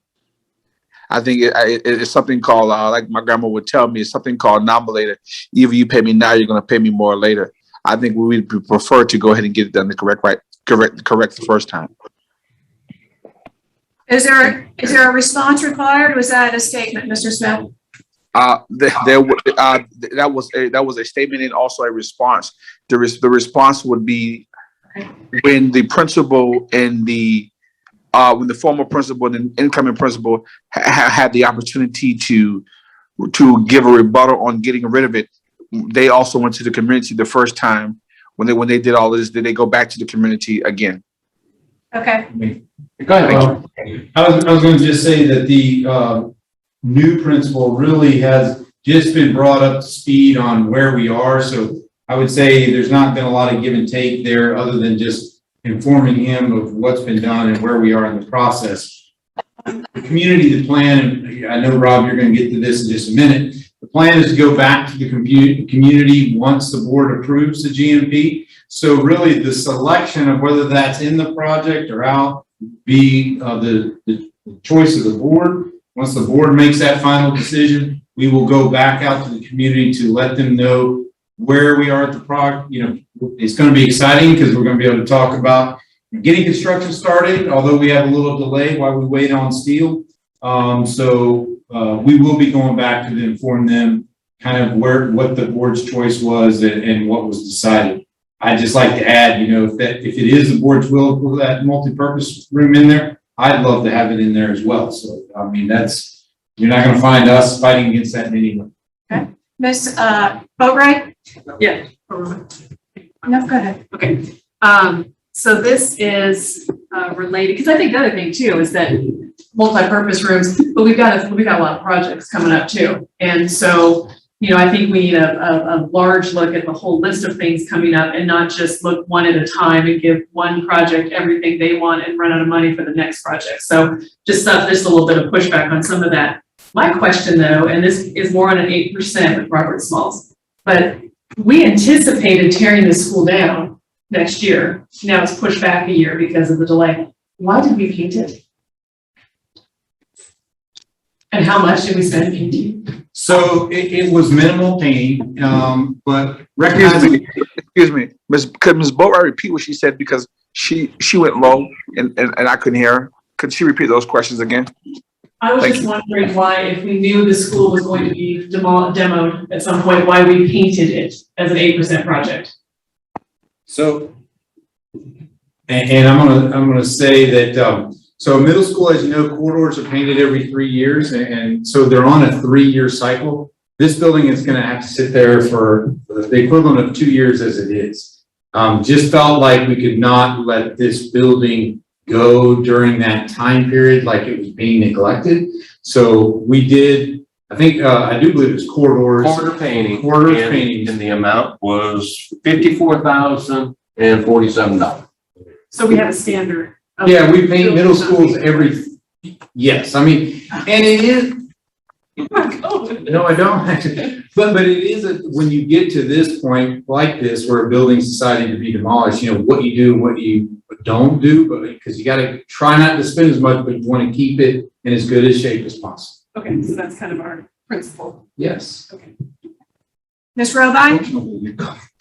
Yeah, I would just like to reiterate that, to me, it makes more educational sense to have a multi-purpose room than it does to have a concession stand, a concession building. Well, Do you want to say anything back? Okay, Yes, so, I just- thank you, Ms. Robine. Mr. Adi is getting to a microphone. if I can just say on that concession building, as far as it's required with athletics to have a restroom, it's a concession and restroom building. And it's the distance away from the building requires us to have restroom facilities at the fields. So that is a requirement of OSF. Got it. I'd rename it then, so that it Yeah. doesn't look just like it's only concessions. Yes, ma'am, it's funny you point that out. That's been brought up before, on another building. So we definitely need to do a better job of naming those. Thank you. Mr. Campbell?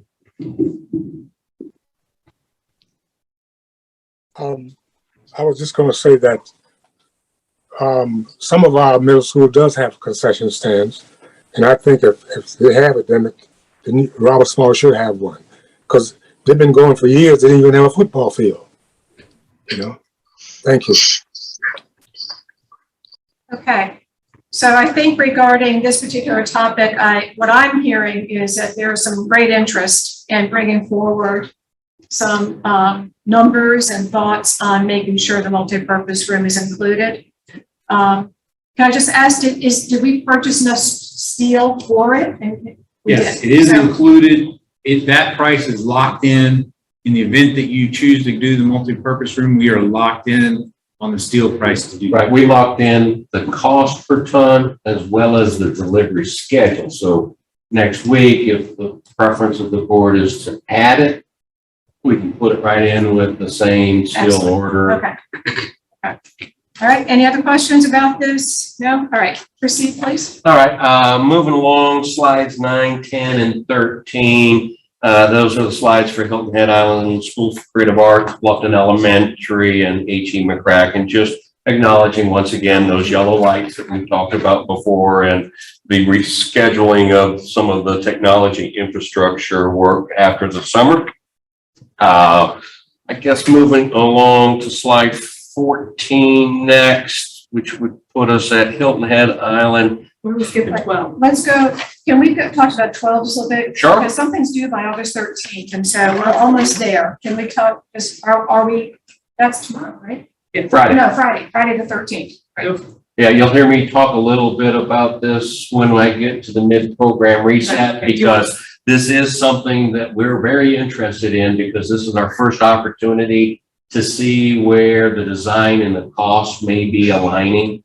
But project manager has been in touch 2 weeks ago. He's touched base again this week. I have not heard if he got confirmation, but the schedule does reflect that we receive that this Friday. Yes. So one thing, I know we're going to talk about this, but I think I was at the meeting with the new principal, and the questions were all about lack of communication, why parents weren't aware, parents.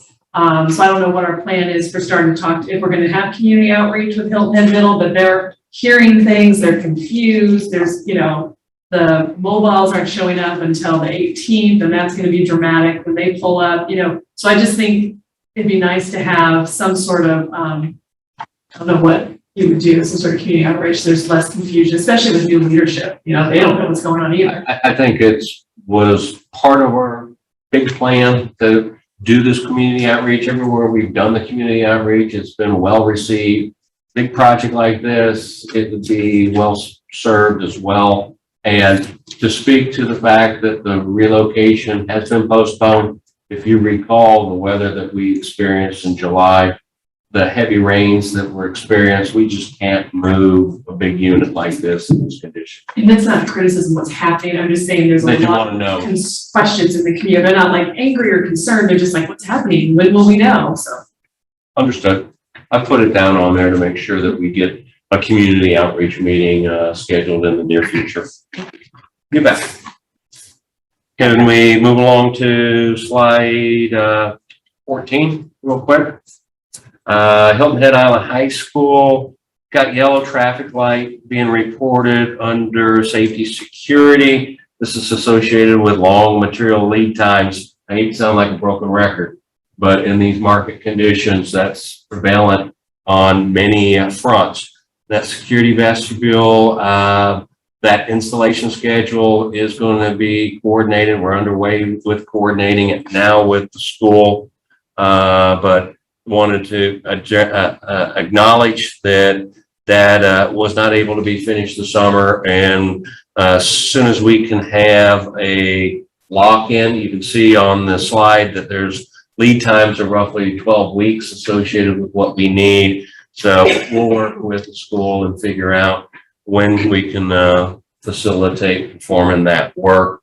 The other thing that I want to touch briefly on at that project is the turf field. Turf field permit has been received. The prior yellow traffic light has been returned to green. Construction began the week of August 2nd. We've had Connex boxes delivered over there. We've had. Today. Did not.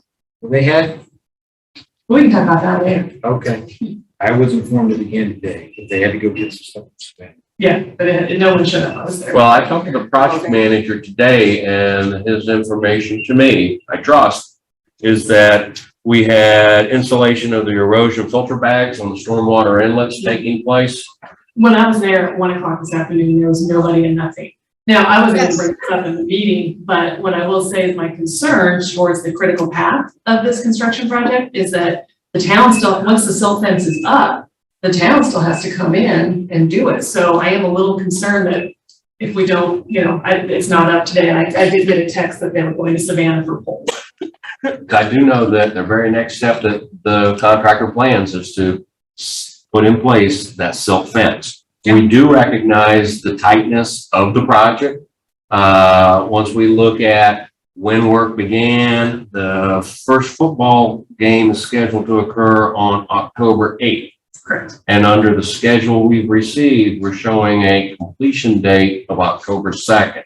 Because it's so tight, we are working with the construction manager and looking for means for HG Rentals to accelerate other activities. So we set ourselves up so that we can finish that work well in advance, or as much as in advance of the October 8th date as possible. Yeah, that's just what I was going to bring up, because I was worried that I know that we're just at the silt fence, but I know that Hilton Head has to sign off on the silt fence. So we're at least 2 days away, and I know August 16th is a pretty hard date for the critical path. And that's Monday. Understood. Ms. Robine? Yes, I just want to say I was by there at 10 to 3 this afternoon and nothing. There's nothing going on. I appreciate the input. I was like, oh, these site visits. I mean, if someone's telling you there's stuff going on, I would, 10 to 3, there was nothing. I will trust but verify. Yeah. Sounds like some verifications in order there. That we're hearing from our constituencies. Of course you are, and we appreciate that. I always refer to that type of input as being able to have your thumb on the pulse. Oh, yeah, And that input is greatly I'll be at appreciated. that school twice a day, every day, starting on Monday, for Understood. better or worse. I've taken a note on that. Thank you. Thank you. Sorry. Moving along to slide 15 for Bluffton High School. That one, just talk a little bit about the turf field. That one had long lead materials, and with the first home football game being scheduled for September 10th, when we ran into the issue of the permit, those subcontractors that were aligned had to be released so they could go do other work. The subcontractor that was First available, the soonest he could begin that project was the end of this month on August 30th. That just doesn't give us the amount of time we need, so we've been working to coordinate that. We'll be doing that turf field once football season concludes. Okay. Moving along, let's see, I think everything up to about slide 23 is in good shape, a lot of detail in there. Pausing on slide 23, this is St. Helena Elementary School. Talk a little bit about the gym renovations. We are looking to bring a recommendation to the board meeting next Tuesday on this project as well.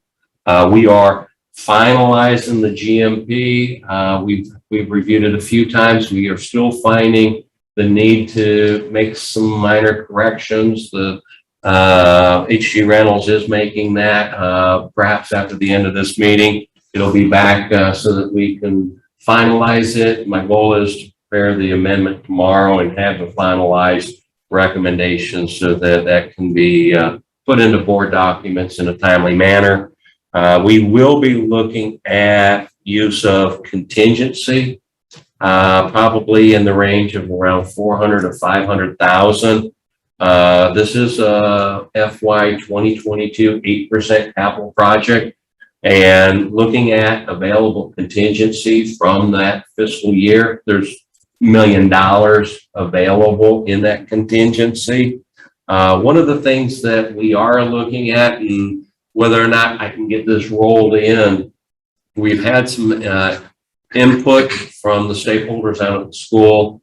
There was some architectural features that help to identify that entry of that gym and to get to our GMP figure that is more presentable that we can bring into the board next week. You remember we had talked previously about the budget bust. It was about $1 million project, and when we saw an estimate, it was for twice that amount. So we did go through it and made sure that we were only delivering upon the scope. But one of the things that we'd like to present at the board next week is the option of putting in either an allowance right now, and this is where I've got the designer talking to HG Reynolds on what kind of an architectural feature could we do on that entry to meet the district's or the stakeholders' purposes.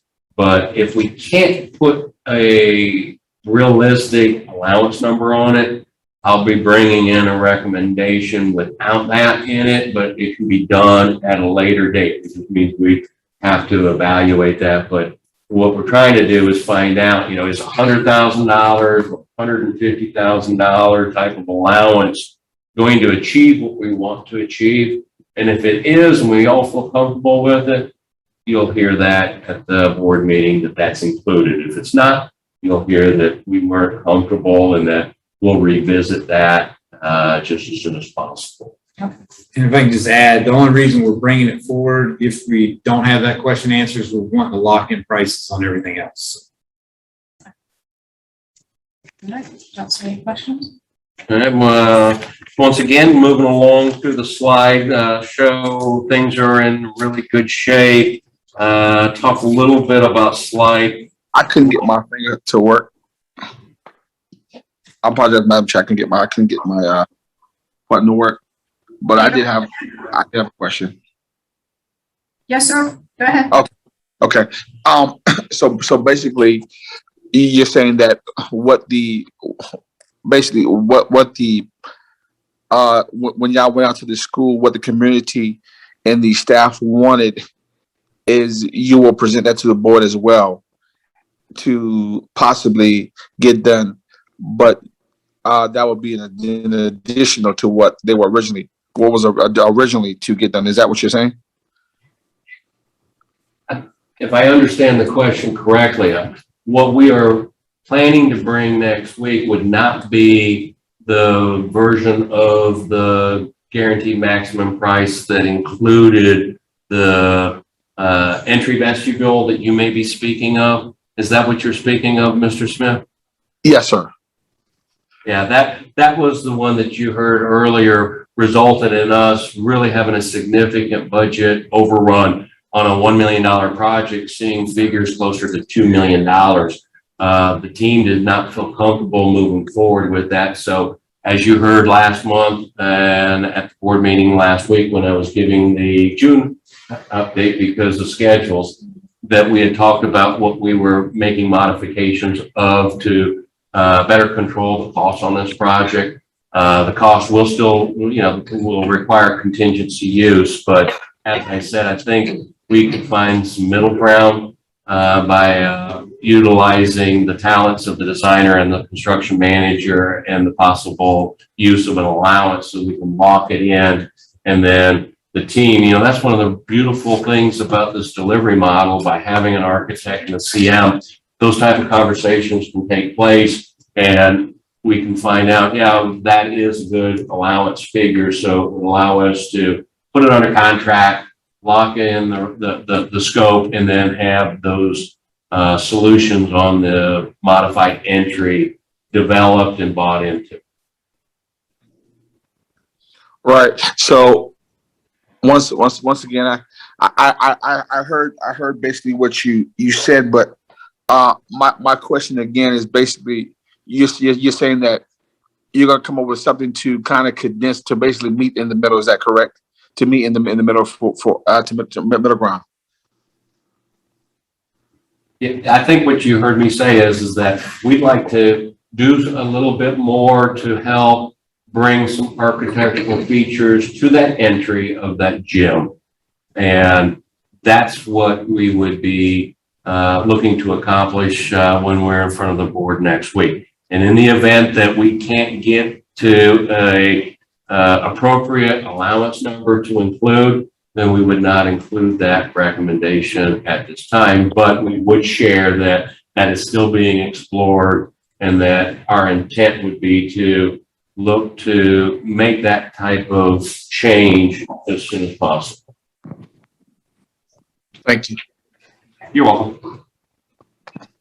Oh, if there's no more questions, like I said, the next group of slides, items are in good shape, green lights on schedule. Takes us up to slide 29. I'd like to pause on. That's Well Branch Elementary.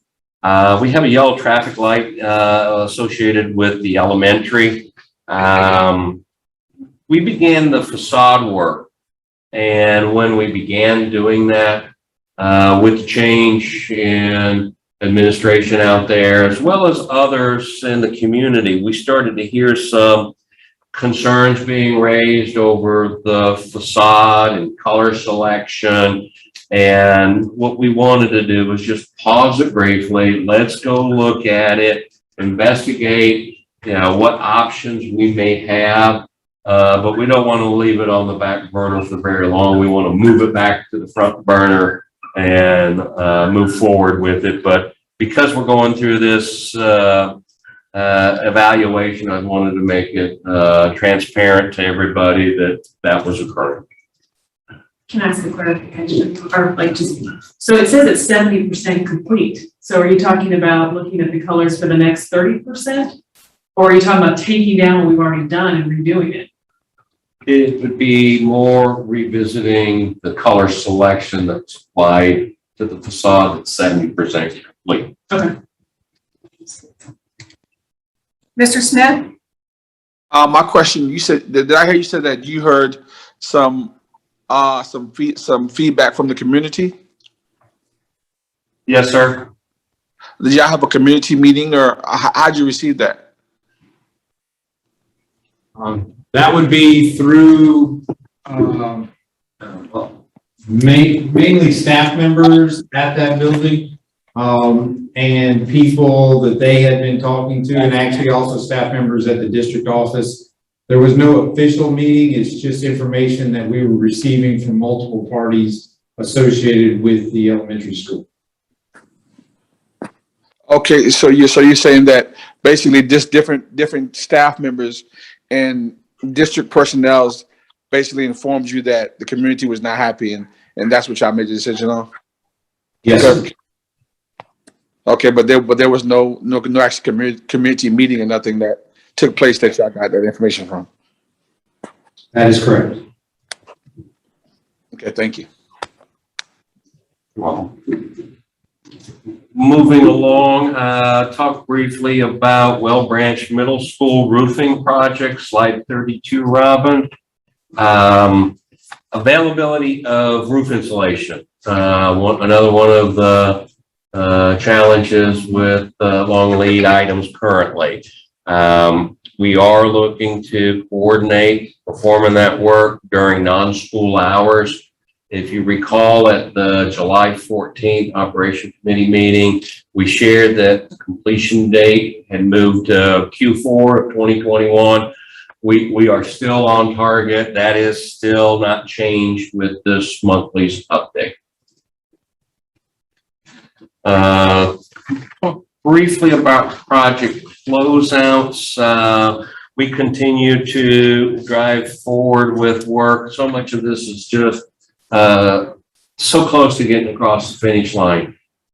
We did make progress. You'll see on slide 35, May River High School. It is now reporting as actually closed as of the third quarter of this year. With the closure of that, we executed a deductive change order associated with the unused construction contingency. That credit was for $606,477. The other piece I'll share is that we've been monitoring the overall amount of funds that may be available to sweep and return to program contingency. The figures that we see are actually higher than what we were anticipating. So once again, that's excellent news. For reference, we did include, as requested by the Operation Committee a few meetings ago, you have our monthly referendum 519 financial summary report. You also have on slide 37 the referendum project contingency log. It's important to note that our last use of program level contingency took place in April. So when we have these conversations next week at the board meeting on Tuesday, that would be the first time that we would have conversation about using contingency. Okay. Could you program level contingencies? That's separate. I know that there's project contingency and there's program, but they're kind of program just a compilation of individual projects. It's not a separate amount. I use that to help differentiate, because if you look at the 519 report up top, you'll see that there is a reference to project contingency. I refer to that as the program level. That's what was budgeted, so that on a project level, if it needed it, it's up. You are correct. Inside of, each of our GMPs that are awarded, we have a construction contingency, and then on a few other larger projects, you will also maybe see a additional line item for contingency at the project. The only thing I just want to be really clear on, we don't have two separate. One's just sort of a compilation of the individual funds, right, more or less, within reason. The larger one that I refer to as program level was basically arrived at by taking a prorated percentage off of each and every one of the projects and funding it up top, so that, a lot of projects have come in under budget, on schedule, but as you're aware, we have some, and that's why we have that bucket up top. Gotcha. And slide 39, Robin, cash flow projections. Last month, you heard me talk about the district's procedure at the end of fiscal years and how accrual of payments would be taking place. The note there at the bottom addresses that. In the month of July, we've had invoicing that came in that was for services that took place technically at the end of last fiscal year. So those got posted, $2,960,000 of change to the July figure. So those have been updated. The other thing I'll point out is that we are starting to see a little deviation of the forecast figure versus actuals. We recognize this. This is part of the result of like Robert Smalls International Academy not starting this summer and having to be postponed because of challenges that we've shared there. But I believe that, you know, this plays right into our mid-program reset conversation that we're going to have coming up.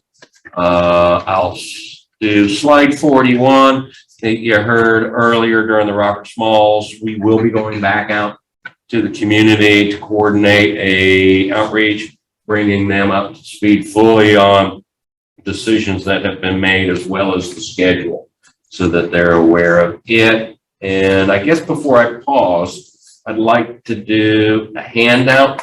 This is a spreadsheet that was requested by Ms. Boatwright and Mr. Smith. What we are looking at is a amendment tracking log. There are 2 copies going down that side. I don't have any. And then, no, enough copies for everybody. I brought 8. But, yeah. When you look at that, that's like, oh my goodness. We got a lot And going on. this is a great little tool because when you asked earlier how much was the painting that we did at the corridor at Yes. Robert Smalls, I was able to go to the Robert Smalls sheet and pop it up and see that it was the figure that I shared. This is great. And we are going to continue to keep this alive. You'll see on this document that we've labeled it a working draft because it continues to get information added to it. And this data that I've just distributed is reflective of amendments executed and processed through the end of July.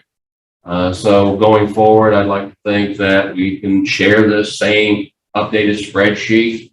And I do know that one of the goals that we would like to do is, you know, always try to improve upon something. And I don't know if it'll be efficient to go back and try to add it to all of these. You see how many there are. But going forward, we've already had internal conversations with the staff preparing this, that as we write an amendment, let's put a completion date column in so that I think that would help everybody as well. Just trying to anticipate how this tool could possibly be used. Excellent. Thank you. Thank you. This is great. You're welcome. Is there a way And, that you can send this, pardon me? put this in a electronic form so that I can email it out? It's been delivered into board documents this afternoon. I provided it to Molly and I think she did Yes, load it. it is in there. Never mind. It's there. That's it. we were doing final little edits up until early this afternoon, but I do I'll get that there. refresh just there. Thank Good. you. You bet. So I guess before we move on to the next portion, are there any questions about the material so far? I think we covered them as we went. We did. Good. Yes. So we'll go ahead and jump right on into the mid-program reset conversation. Slide 43, for those that attended the clock meeting last week, this material that was presented to the clock members as well. You know, basically a little bit of background. Well, you know, we are technically, depending upon how you analyze it, roughly halfway through the building program.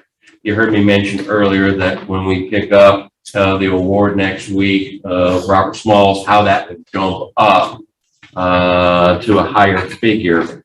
But the key is that with all of the significant events, slide 44, Robin, yeah, with the COVID pandemic disrupting material supply chains, availability, increased material lead times, you know, our current market conditions, the amount of work that had been put onto the back burner, not our work, but just work in this region that has come off the back burner, it's hard to find resources to move projects forward. And if you do, they're coming at a higher premium. And with those higher premiums, sort of brings us to our goals that we've outlined on slide 45. We want to be able to demonstrate, and we're going to go through this calculations and everything this month. We want to be able to demonstrate how can we finish the remaining work in this referendum within the available funds that we have. We're going to develop recalculated budgets as well as schedules. And under the schedules, this is part of our lessons learned, applying that it would be advantageous if designers were given a little more time on the front side to get the designs in good order. Likewise, the construction managers that are building this work, they would benefit as well. So we'll be looking at the budgets and schedules, and we foresee that we will find some challenges, but our goal will be to bring solutions for those challenges. So with that, that's sort of our goals for this mid program, and talking a little bit about the approach. Now, the approach we see sort of being broken down into categories where we want to use a risk profile to help delineate it. We have a high risk, a medium risk, and a low risk. And what's in high risk? Well, we talked a little earlier about the commitment of getting the SD estimate for Hilton Head Island Middle School. That's due this Friday. That's the first time we've seen it. So we want to see how that project is looking, as well as, we ran into budget concerns once we had fully defined the technology and infrastructure scopes. We've had lengthy discussions at the various meetings to address that. On a lower risk, falling into the medium, we put Robert Small's International Academy in there, and a lot of that is just because where we are in the process. We know where the GMP is coming and what it will take to get it across, but we do see also that there's some other projects out there that still need to be analyzed, such as a larger athletic projects, or the Cape building that needs to be done at May River High School. We want to look at those larger works that remain and make sure that those have been properly addressed. And when it comes to a lower risk, playgrounds is a good example there. I think that, in the market that we are in right now, we'll have to sort of treat the playground projects where this is the budget we have. What can we do with those funds? And by setting that approach, it mitigates the risk on those playgrounds to be a low profile risk. The what do you mean by risk? What are we talking? Risk of being?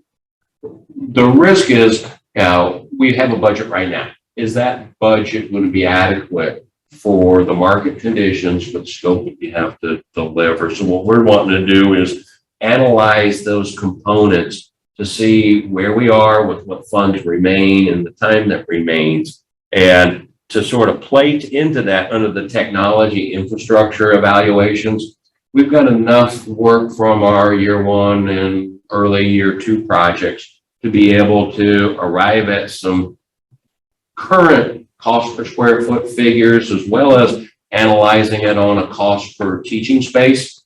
By having those two analysis points, we'll use them as a cost model for the remaining work and be able to analyze the remaining projects to see, using the more recent information and modeling it, how does that compare to the budget, so that once again, we want to look at it as holistically as possible to make sure that the remaining pieces can be done.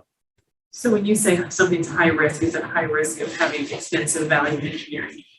It's high risk because of the amount of work and the type of work, more or less. But, by taking into account the current market conditions will allow us that opportunity, but it will probably identify where those pressure points could be. And our goal would be to get ahead of it so that we don't have to design something only to find, oh, no, we've got to go through an exercise of cost reductions and try to fill out another, money.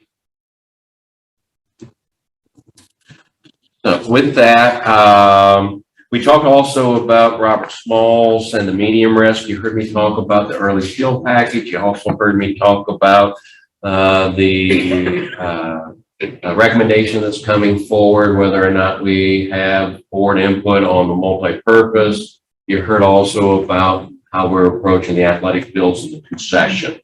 Just think that's important, part of these discussions. The slide 47 that's up there under athletic projects, it is important. We recognize it, that we maintain equality from campus to campus. So recognizing that, you've got to look at the scopes and what budgets are and what current market conditions are so we can properly align those. You heard me talk playgrounds already, and safety security. Most of that can likewise be aligned with scope and budget. And we'll continue to monitor the contingency, both program level that you heard me try to explain, as well as the project level. Each and every one of our projects, once we get to the closeout stage, like you heard me talk about at May River, we should be bringing back funds to be able to put back into contingency.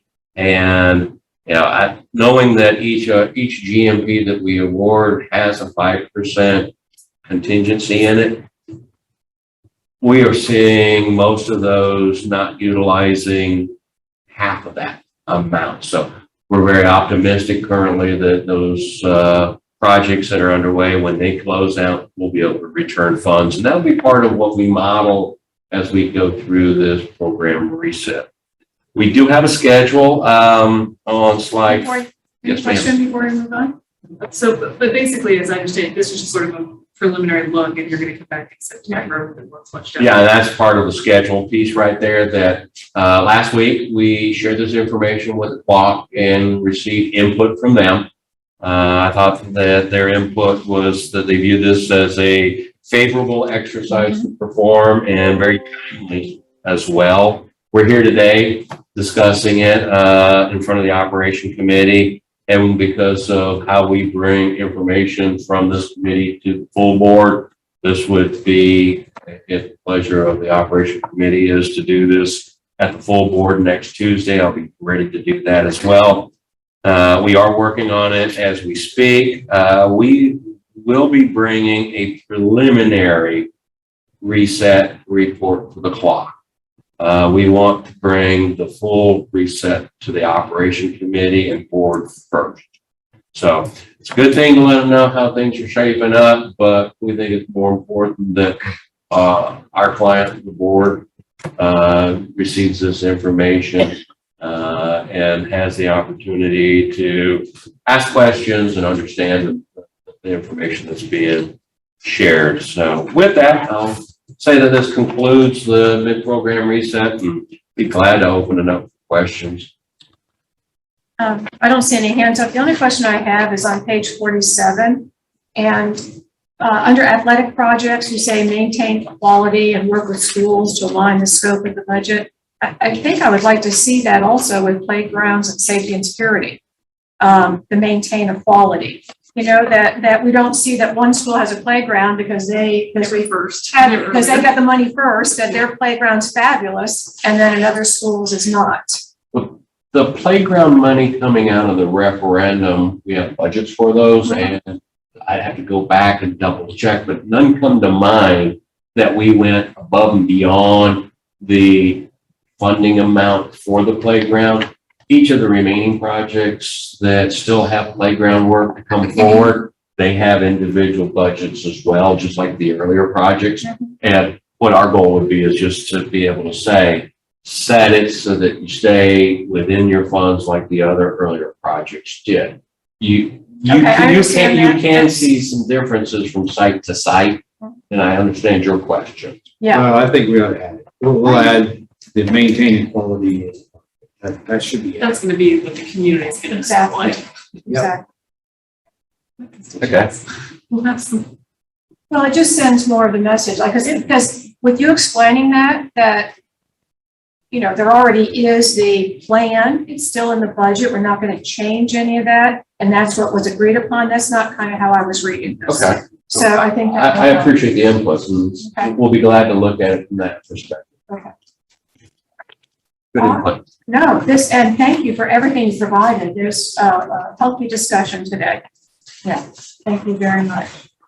Look. And I don't see any other questions, Mr. Corbin, so as always, we appreciate it. You bet. Thorough. All right. The next thing on our agenda is just an exploratory discussion on cyber vetting. So Ms. Walton has joined us, and this was an idea that Ms. Boatwright brought out the other month or something, and so we put it on the schedule today, really and truly, just to discuss it. What does it mean? What might you be looking for? Ms. Boatwright, when you brought it up, and Didn't you bring it up at the board meeting? I feel like we voted on something. We just weren't sure, anyways, I can't remember right off the top of my head. But yeah, we talked about it. yeah, At the board meeting. yeah.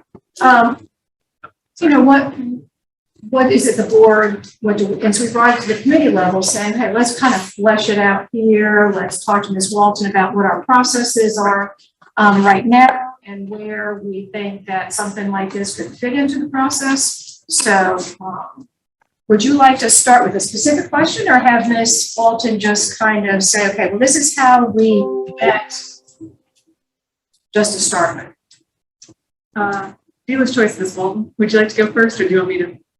Well, sure, I can go first. If we're talking about what we do,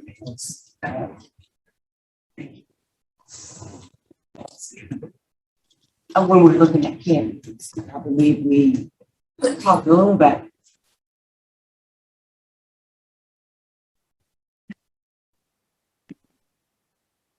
Yes, I believe we spoke a little bit about how we vet candidates when we talked about this last time. It all is in the application process. We don't start in process of application.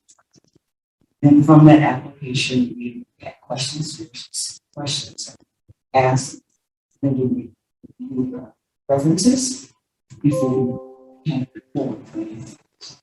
After that is done, if that candidate has passed up, just a general overview, are these things in place? Are they qualified for the position? Then we pass them on to whoever the hiring manager is. And then once that is done, they select, go down, randomly into, will this person be a good fit based on their experiences, based on references, and based on what they're looking for. So after the interview is done, and hiring manager makes a recommendation for them, that is when we do deeper into the applicant. After it's been recommended for employment. So yes, because we cannot run background checks on someone unless we intend on. So the background check then kicks in. Then if that if the person is sure that yes, go ahead, we require that there's a verbal reference to the last supervisor, anybody. That includes classified as well as teachers, as well as administrators. So then the next step is to verify that their credentials are in order. And to do that, we verify the state of South Carolina. If it's a certified position, all of the certified positions are vetted at the state level as well to receive a certificate. And that's when we do FBI fingerprinting. All that is cleared. So they have a state department certificate. Then we move forward to the next step, and that is to go to the NASDAQ clearinghouse, which stores all teaching certificates across the country. And if it's anything ever comes up on a specific certificate that is either egregious, ethical, the law, corporate law, it comes up on that particular. So once that is done, then we approve that out to move forward. So the background checks that we do is based strictly on what this employee has in the back from us. can I just ask a question, please? Yes. Okay. All right, is anyone else on the phone, please? Mr. Campbell, Mr. Smith, Mr. Irvine? Okay. Okay, so when you do the background check, and it sounded like you said NASDAQ insurance, something close to that. And are there things that come up that are not disqualifying, but warrant a question or further investigation or another conversation? Or is it basically this person's okay and there's disqualifying events? Usually we use those as disqualified. Okay, so there's not a lot of gray It's area. not a gray area. You either been charged with something, you've had your certificate revoked, and it tells us why your certificate has been revoked. And it also tells us if your certificate has been reinstated. Okay. But we tend to land on the side of if your certificate has ever been revoked, we don't usually fix That's just a done deal, even if it got reinstated. it. Yes. Because sorry. That's right. So, I have a question. Is there any way in this process that allows for an additional vetting? So once the public knows about a hire and you do a Google search, a Facebook search or something like that, and we've had a couple instances where things have bubbled up about this new hire, that then we have to go back and explain. So is there any value in having that as part of the process to at least be aware? Because you said you do more of a legal, so. Yes. Right, a legal check, but that wouldn't be just like a Google search, Would not be. which the public does immediately. Correct. Right, So our searches are based on what we can hold the individual accountable for and that we can prove. okay. Otherwise, we get into ethical backgrounds, ethical beliefs of one party versus the other. And we tend to stay away from that because you have to have real strict guidelines as to what you think is correct versus what someone else might think is correct based on person. So we always stick. So one of the, I didn't realize we didn't do this. And I think, because I kind of assumed everybody did, most people I know that do hiring do, and some people actually require you to turn over your passwords to your social media. Obviously that would be a huge violation, but doing like a public, social media check as to what people are posting. So recently from my hometown, they hired somebody who had posted some derogatory, racist, and what would be the word, anti-religious memes on his Twitter page. And he was fired because they were, it did go into an ethic, but there's a lot of things out there where someone might post something that is anti-LGBTQ. Someone might post something that is racist or anti-Semitic. These, there's all these things out there. And if a parent were to do a search like parents have done, like I have done, and find that information, it's problematic. And then so they marched in, they demanded this person be fired, the person was fired. What struck me, and the reason I think that the district needs to consider doing some sort of preliminary sketch, is that the parents' response was, why didn't you guys check? Because the school said we don't check social media. Why would we? We had no idea that this was on his Instagram account or his Twitter account.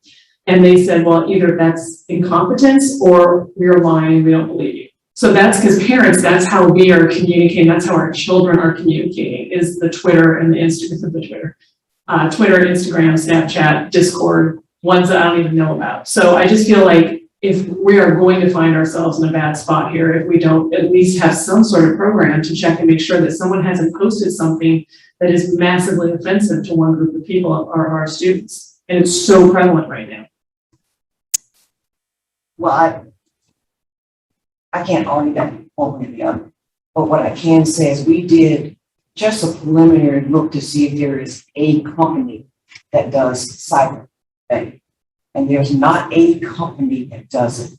So what we would have to do is do a recruiting firm to do that vetting. Just like we use a recruiting firm to hire superintendent, then they do that cyber. So we would have to do that unless we wanted to get into training someone in-house to do that, because we wouldn't be capable of doing it. So we just need something.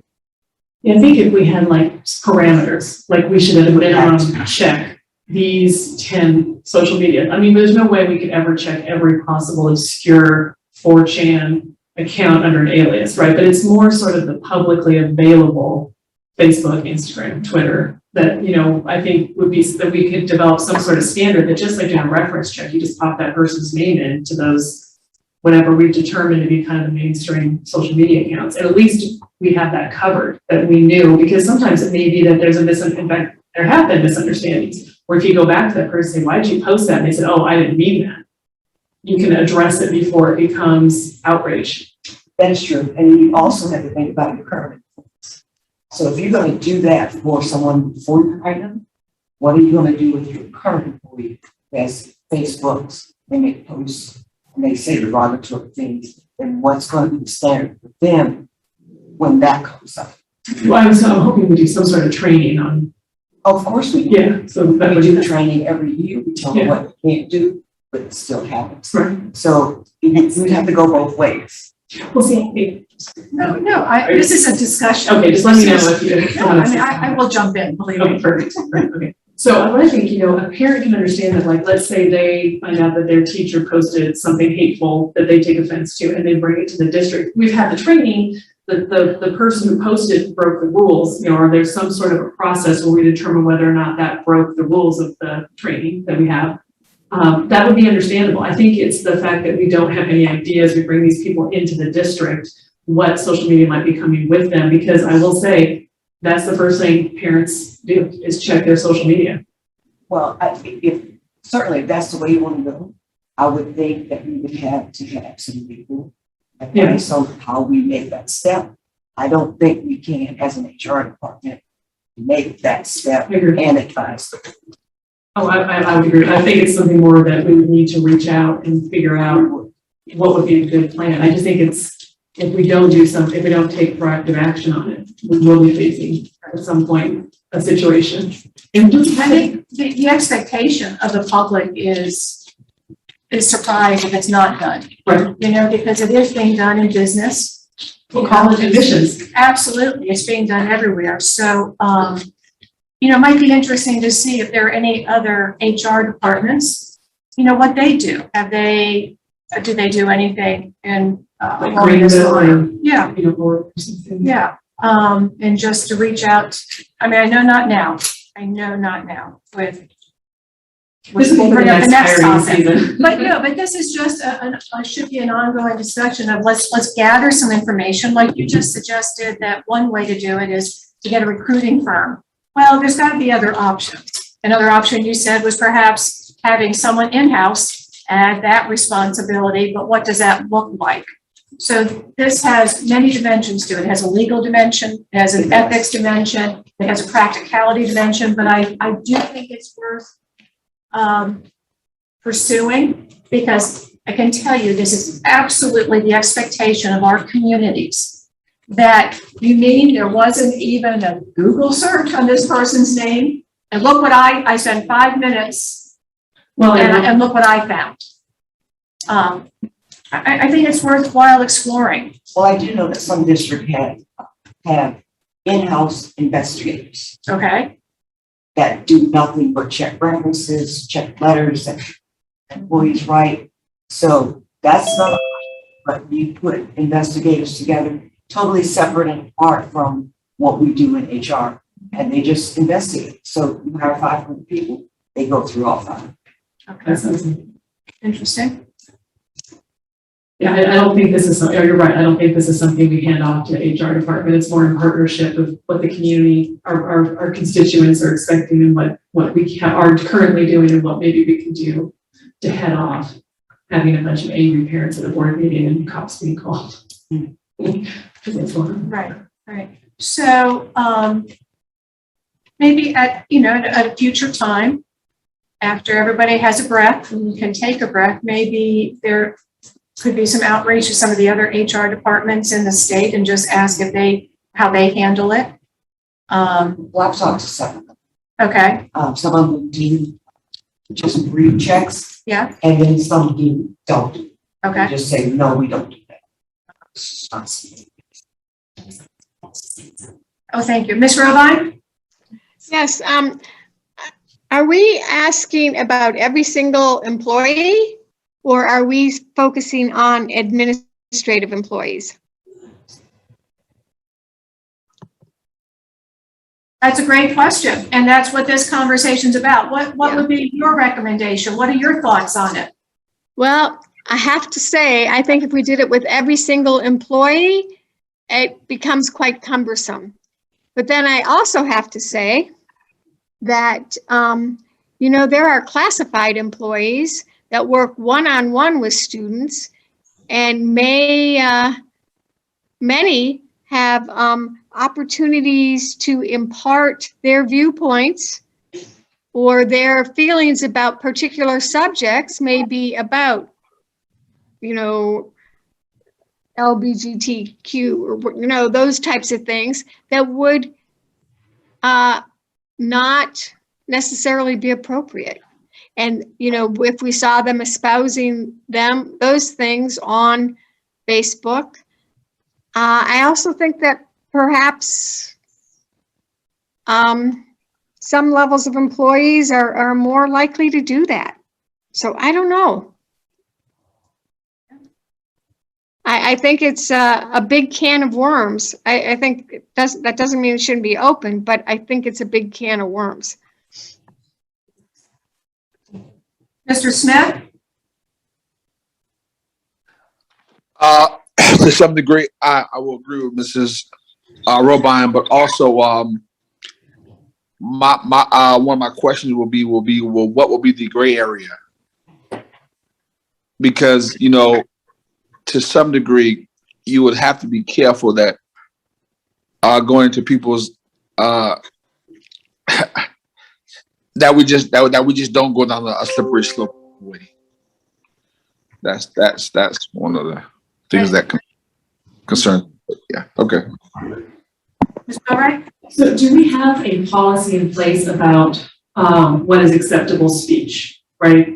Or what is acceptable behavior? In other words, I would think we have an AR or something that says, you cannot hate speech, or, there's some sort of limitations on what an employee can do. Yes, that would be covered several places. It would be covered in the acceptable use policy as well as the staff conduct. I would love to see those ARs. I think I have the AUP ARs are on the thing, yeah. So I have to look at that, because I think that is a starting point, right? What do we already say? And then all we're really saying is when you hire someone, take our policy, our AR, as to what's acceptable speech, and make sure that there's no violations before a person comes in. And then even if someone is upset about something that was posted, I think the politics is the big thing right now, right? Because and that's what the example I gave, it was political memes that were pretty awful, right? They were pretty offensive. They thought they were funny. So, say, okay, we found this on your Twitter account, and this is a violation of our AR, our policy on what's acceptable. And then what happens? Is that something that we terminate them for? Well, do we have does it say in our policy about what's acceptable speech? What the enforcement Not is? specifically, it doesn't say you cannot say this, you can't say that. We have expectations for political activity. We have expectations for staff conduct. But we don't specifically say, do not use these words, do not say this. So I think you can do anything you want to do. It just has to be specific, clear, so it's understood. And we're going to take some kind of corrective action. It has to be concrete enough to take that. So are you talking about someone's personal account, or when they're using the district's device to make political or inappropriate?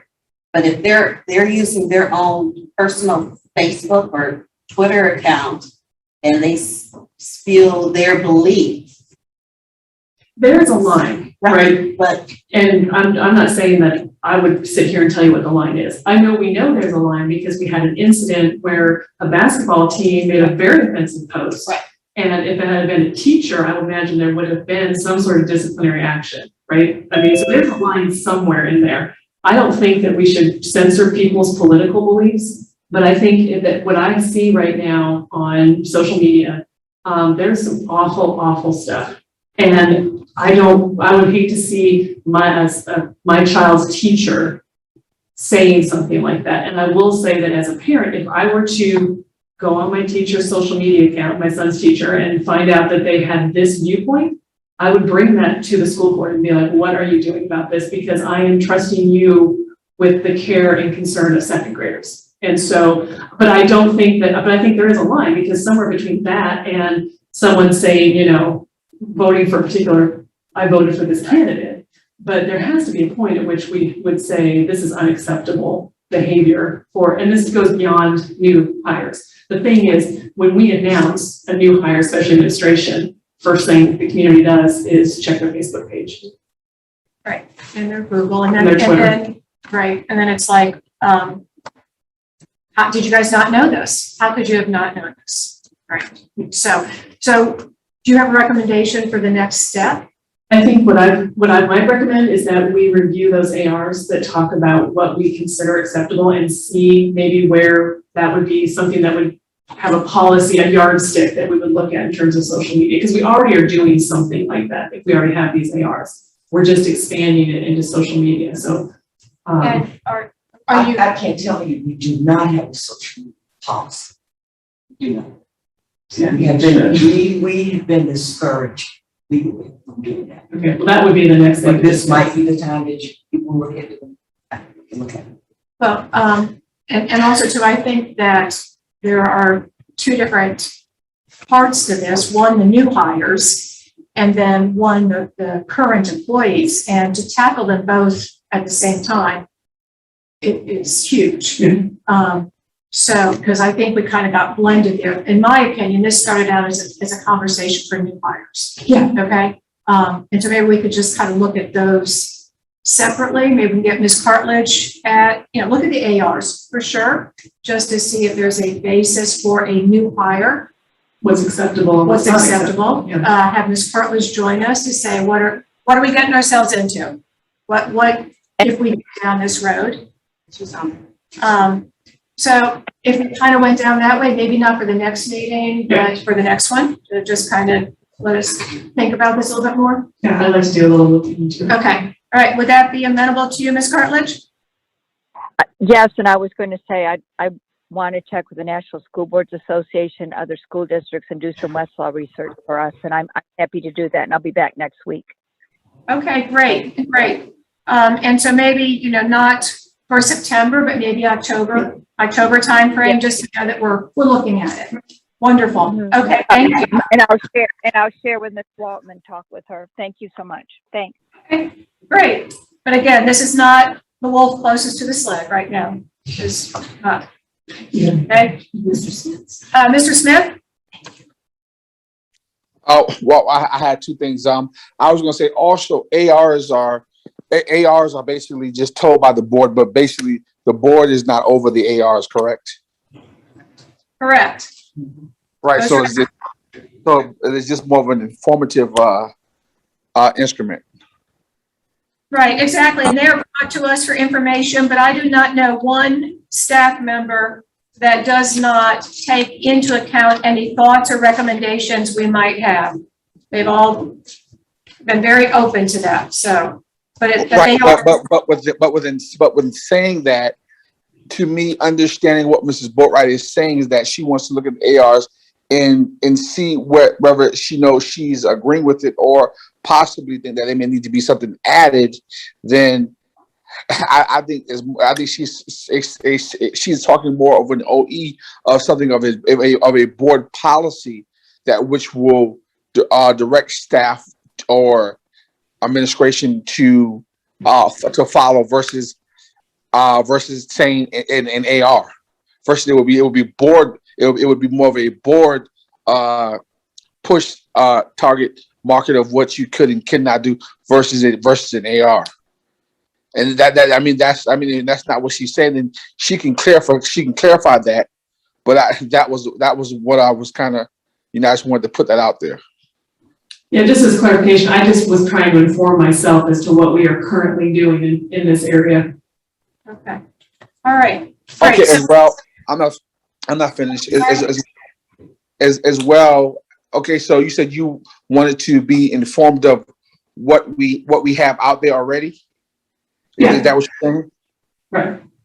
Okay, now I was okay. That was one guy because I know I thought Ms. Walton had stated that the last meeting when we were talking about that in executive session. But anyways, I was also going to bring up the time. Yeah, it's getting late. Right, so that's why we're going to, I think we know we're going down the road with this. And so let's move on to our last item, which is an update on the current employment vacancies for all positions. So Ms.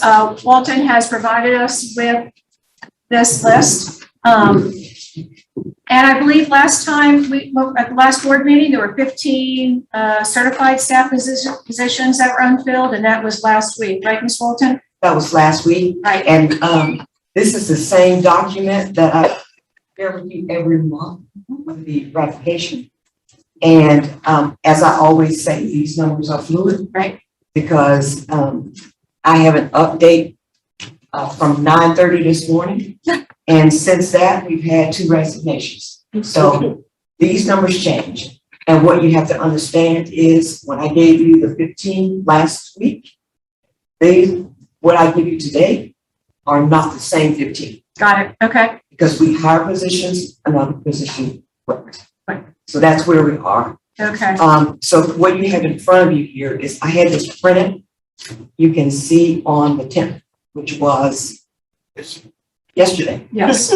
This was yesterday. These were the vacancies as of yesterday. And since then, since yesterday, if you will look at the elementary openings, we have hired a first grade teacher for Pritchettville. We have hired a school counselor for Roberts Smalls. We have hired an arts teacher for Ladies Island. We have hired a gateway to technology teacher for Ladies Island. We have hired an instructional coach for Ladies Island, and we've hired a literacy teacher for Ladies Island, as well as a 5th grade teacher for Will Branch. So as I said, 2 resignations coming in since 2 o'clock today. So we could still be right back where we were when we made the shift. Is it typical to have resignations, like as is it typical to have resignations like 2 days before school starts? Yes, it is. Yes, and the resignations we've got recently is my last day will be the 15th. Or my last day will be the 18th. So what we don't do as a district is sanction the teaching certificates of these people who breach their contracts. And we have the right to do that, but it takes a board vote to send this to the state. Greenville does not bat an eye. They will take your certificate if you breach a contract. We as a district have always shied away from that. We just never want to do it. But it's getting to the point where we're going to have to do something. Because if you don't have that work ethic, if you don't have that, just your ethics just say you don't leave a class high and dry. Okay. Then we need to do something. Ms. Robine? Yeah, so Ms. Walton, I'm wondering if it would be possible to find out what, if you know, maybe just from talking in your group, when Greenville started to do that, did it decrease significantly the number of late resignations for them? They do. Jasper does it also. And we had a perfect example. We just met with a teacher this afternoon who wanted to come over to Beaufort. She had signed her contract with Jasper in April. She signed a contract with us in July and went to Jasper to say, I want to get out of my contract. Jasper said, we're not going to release you from your contract unless we find a suitable replacement. And they don't actively look for a suitable replacement. So she had to go back to Jasper and told us on yesterday that she wasn't coming. She came out in orientations, she picked up a device, And then yesterday she said. Yeah. That we will report to the state, but she's not to. Right. So as Director of HR, is this chief, but I'm sorry, I think your title I probably just mangled, Chief of HR. What would you, I mean, would you like to see something like that in place? Absolutely. And was that a board decision a couple of years ago? Was it just our practice and never really discussed? The board never really said, voted on it, but it is always general practice. We don't want to do that. And that's been years ago. It didn't just start.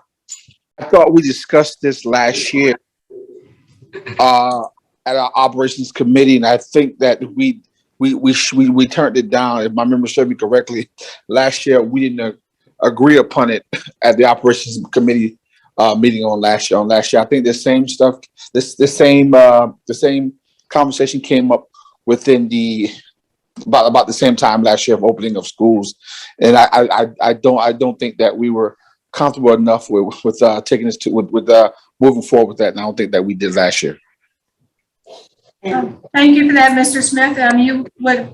Do you recall that conversation, Ms. Walton? Not right offhand, I don't. But I do know we've had this conversation before.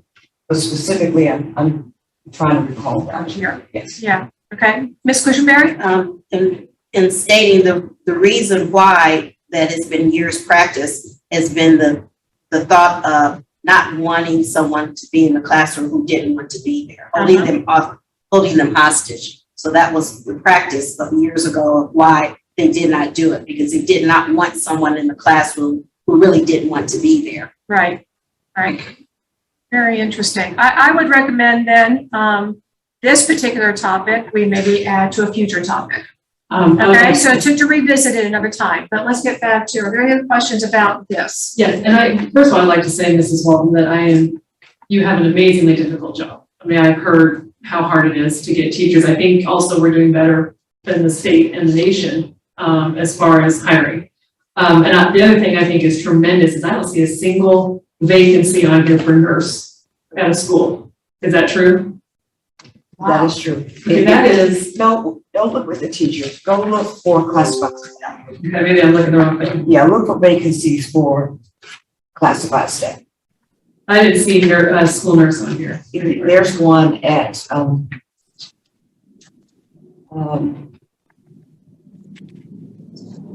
yeah, there are a couple on here. Okay.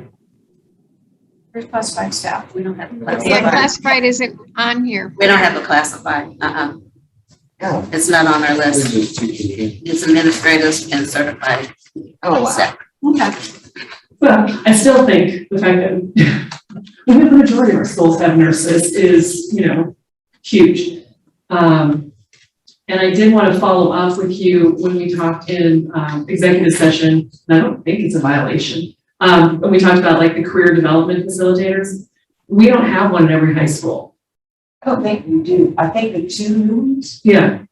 would have added one to every high school, I believe. Well, one went to Ladies Island Middle. And my concern is this. So I know Hilton Head High is still sharing with May River, right? Because that was, so this is what I want to ask you about real quick. When Jerry Henderson gave the presentation and she said that for this year, every high school is going to have their own CDF. And then when the high school principal called and asked about it, they said it wasn't in the budget. Now I don't know where that all falls out. So he's been told that they will not get a CDF. My question is, let's say that's the case and we're not going to get another CDF. Why do we have the two largest high schools in the county by a fair amount sharing one person and other schools have dedicated CDF? I can't answer that question because if he was told it's not in the budget, that's another issue we have because we can't move forward with any new proposed positions until after the budget has passed, and that doesn't happen in June. So what would be the process when Jerry Henderson presented this to the board? How does it not get in the budget then? It's in the budget, but it hasn't been approved yet. So once it's approved, then we tell the principal, your CDF has been approved, but it's not posted until July. Okay, because it's not posted right now, I don't think. And he says he doesn't have it. Yes, I will check. if you just let me know, because I just like to follow up. I will check. I appreciate that. So, but did I hear you say that a middle school might have one with a high school does not? I think one of the ones that was hired and it possibly could have been using Title I funding, which could have been a different, I guess, I'm still learning, would be a different approval process, but, Ladies Island Middle, there are some in the middle schools. But I don't think they're the only ones. I thought the guidance counselors did double duty. In middle schools. And then I know in 2022, 2023, that same guidance proposal wants to have one in every middle school. So I know that's on the up and coming. So it'd be interesting to know like how the process works and if there's just a glitch somewhere. I will check on the school. Appreciate that. I've got all of it. But I mean, I know we've got a lot of vacancies, but I just still want to say publicly, I think, it's pretty impressive what we've been able to do. Well, I can tell you this, and it's probably all you really want to hear. It's classroom teachers Right. and where we are with vacancies. So, and this is as of 9:30 this morning. We had 5 elementary classroom vacancies, 5 middle school vacancies, 2 high school vacancies, with a total of 12 classroom vacancies. Then if you added the specials like art, PT, interventionists, and coaches, we have 32 of those vacant. So 44.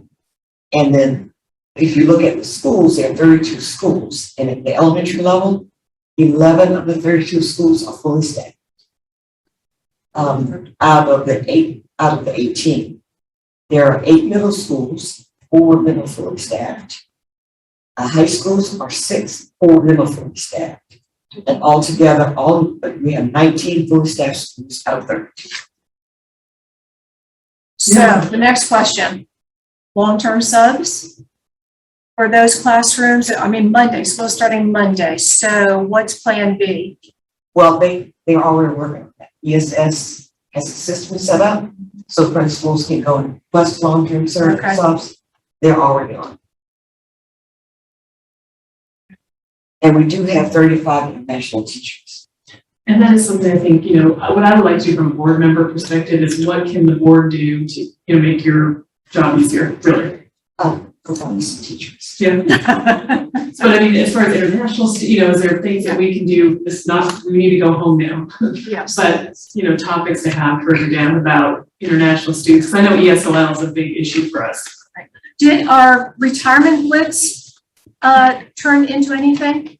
Of course, yes. Did we get some classroom teachers? We got some classroom teachers. Did we? What you're looking at there are the billboards that we have up. Those are billboards. Billboards. Yes, we have billboards. We have radio ads. We have geofencing. We have postcards that we send out. And we have drop-in for retirements. So we've done, in fact, we've spent about $30,000 advertising in the last 3 or 4 months, trying to pull people. And so it has resulted in some. It has resulted, we get calls every day, just heard it on the radio, just saw a billboard. Okay. Yes. Excellent. I like Well, that. I had to say thank you and your staff. I know our efficiency study said that your department alone should have 17 more positions. Yes, So thank you for all the work. they were in the budget. They didn't get approved. I know. Well, there were a few. A few, yes, A few? yeah, that was just. we did have a few. There were a few. So we brought in a couple of 3 talent acquisition. And what they're doing now is that we couldn't do before is go through AppleTrack, all of our applications across. They're going everyone, vetting them and moving forward. Okay. And so far, I think that the candidates that we've reviewed have been good fits and great candidates. Okay. Thank you so much, Ms. Walton. Thank you. Mr. Otting, again, Robin, you always Thank you. have. Okay, future topics. Is there anything? Actually, I wasn't prepared. Hey, I think we have a list and we Yeah. can We could use one meeting that had like just a couple things on it. exactly, that would be so great. So, okay, I think then, I have a couple of things. We're yes, talking about dates. So the September 8th, our next operation committee meeting should be September 8th. That is a Wednesday after our board meeting. We don't know if we're going to be meeting on that Wednesday, so do you want to start earlier or move the date? That gives us a nice. yes, start earlier. What time do you want to start earlier on the 8th? I'd say we give ourselves 2 hours to do it. And done, And then whatever doesn't get done. right, 3. To me, that doesn't work for me because that's kind of time that I prepare for my meeting. So that would really be very inconvenient for me. So what would be convenient for you, Mr. Smith? Another day. A totally different day? Come So again. Okay, so what different day would be convenient for you? Because we certainly would like to have consensus on this. Let me pull the calendar out. You said it would be the 18th? It would be the 18th? No, it's the 8th, single digit, Right, okay, the 8th. September 8th. Yeah, can I make a, because just Well, but on that Monday, we had that, we could go on the 9th, on that Thursday. Ms. Walton, thank you so much. We cannot. Mr. Smith, if you will, I don't, this is none of my business, but if we do it before the second day, would you need to prepare or would you already be prepared from Tuesday? Because this is the carryover day. And we may not, hopefully, knock on wood, we wouldn't have. So it's not before the board meeting, it's before the contingency if we go a second day. And then, we can knock it all out in 2 days. Before we, just may interrupt real fast, what you're looking at on the Zoom screen right now is the billboard that has been put up trying to attract more teachers. So you see that on your screen right now. Thank you. So Mr. Smith, again, we were talking that would have just been for the overflow day. It might not even happen. So would that make a difference in your assessment? Because you would have prepared for the board meeting on Tuesday. And it would Wednesday is just a carryover. Right.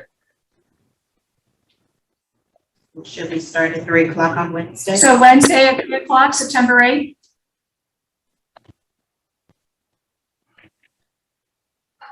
We can aim for that, and if I can make it, then I'll make it. But I'm not in favor of it, but I will be a team player. Thank you, Mr. Smith. Okay, so September 8th at 3 o'clock. Yeah. And then also, I would just like to remind our committee too that some people also do like to attend our meetings. So we do need to understand that our parents and people in the community, that we would want to give them time to get off and have our meetings later on in the afternoons as well. I know our past practices that the meetings have been open in the afternoon so that we could have community members to listen and give their input, even though the meetings are recorded. I know they are aware of that. So just want to make sure that we don't make it a habit of having all our meetings are early, because that's not been past practice for this committee. Thank you. Thank you, sir. All right, adjourned? So moved. So moved. All in favor? Aye. Aye. Thank you very much.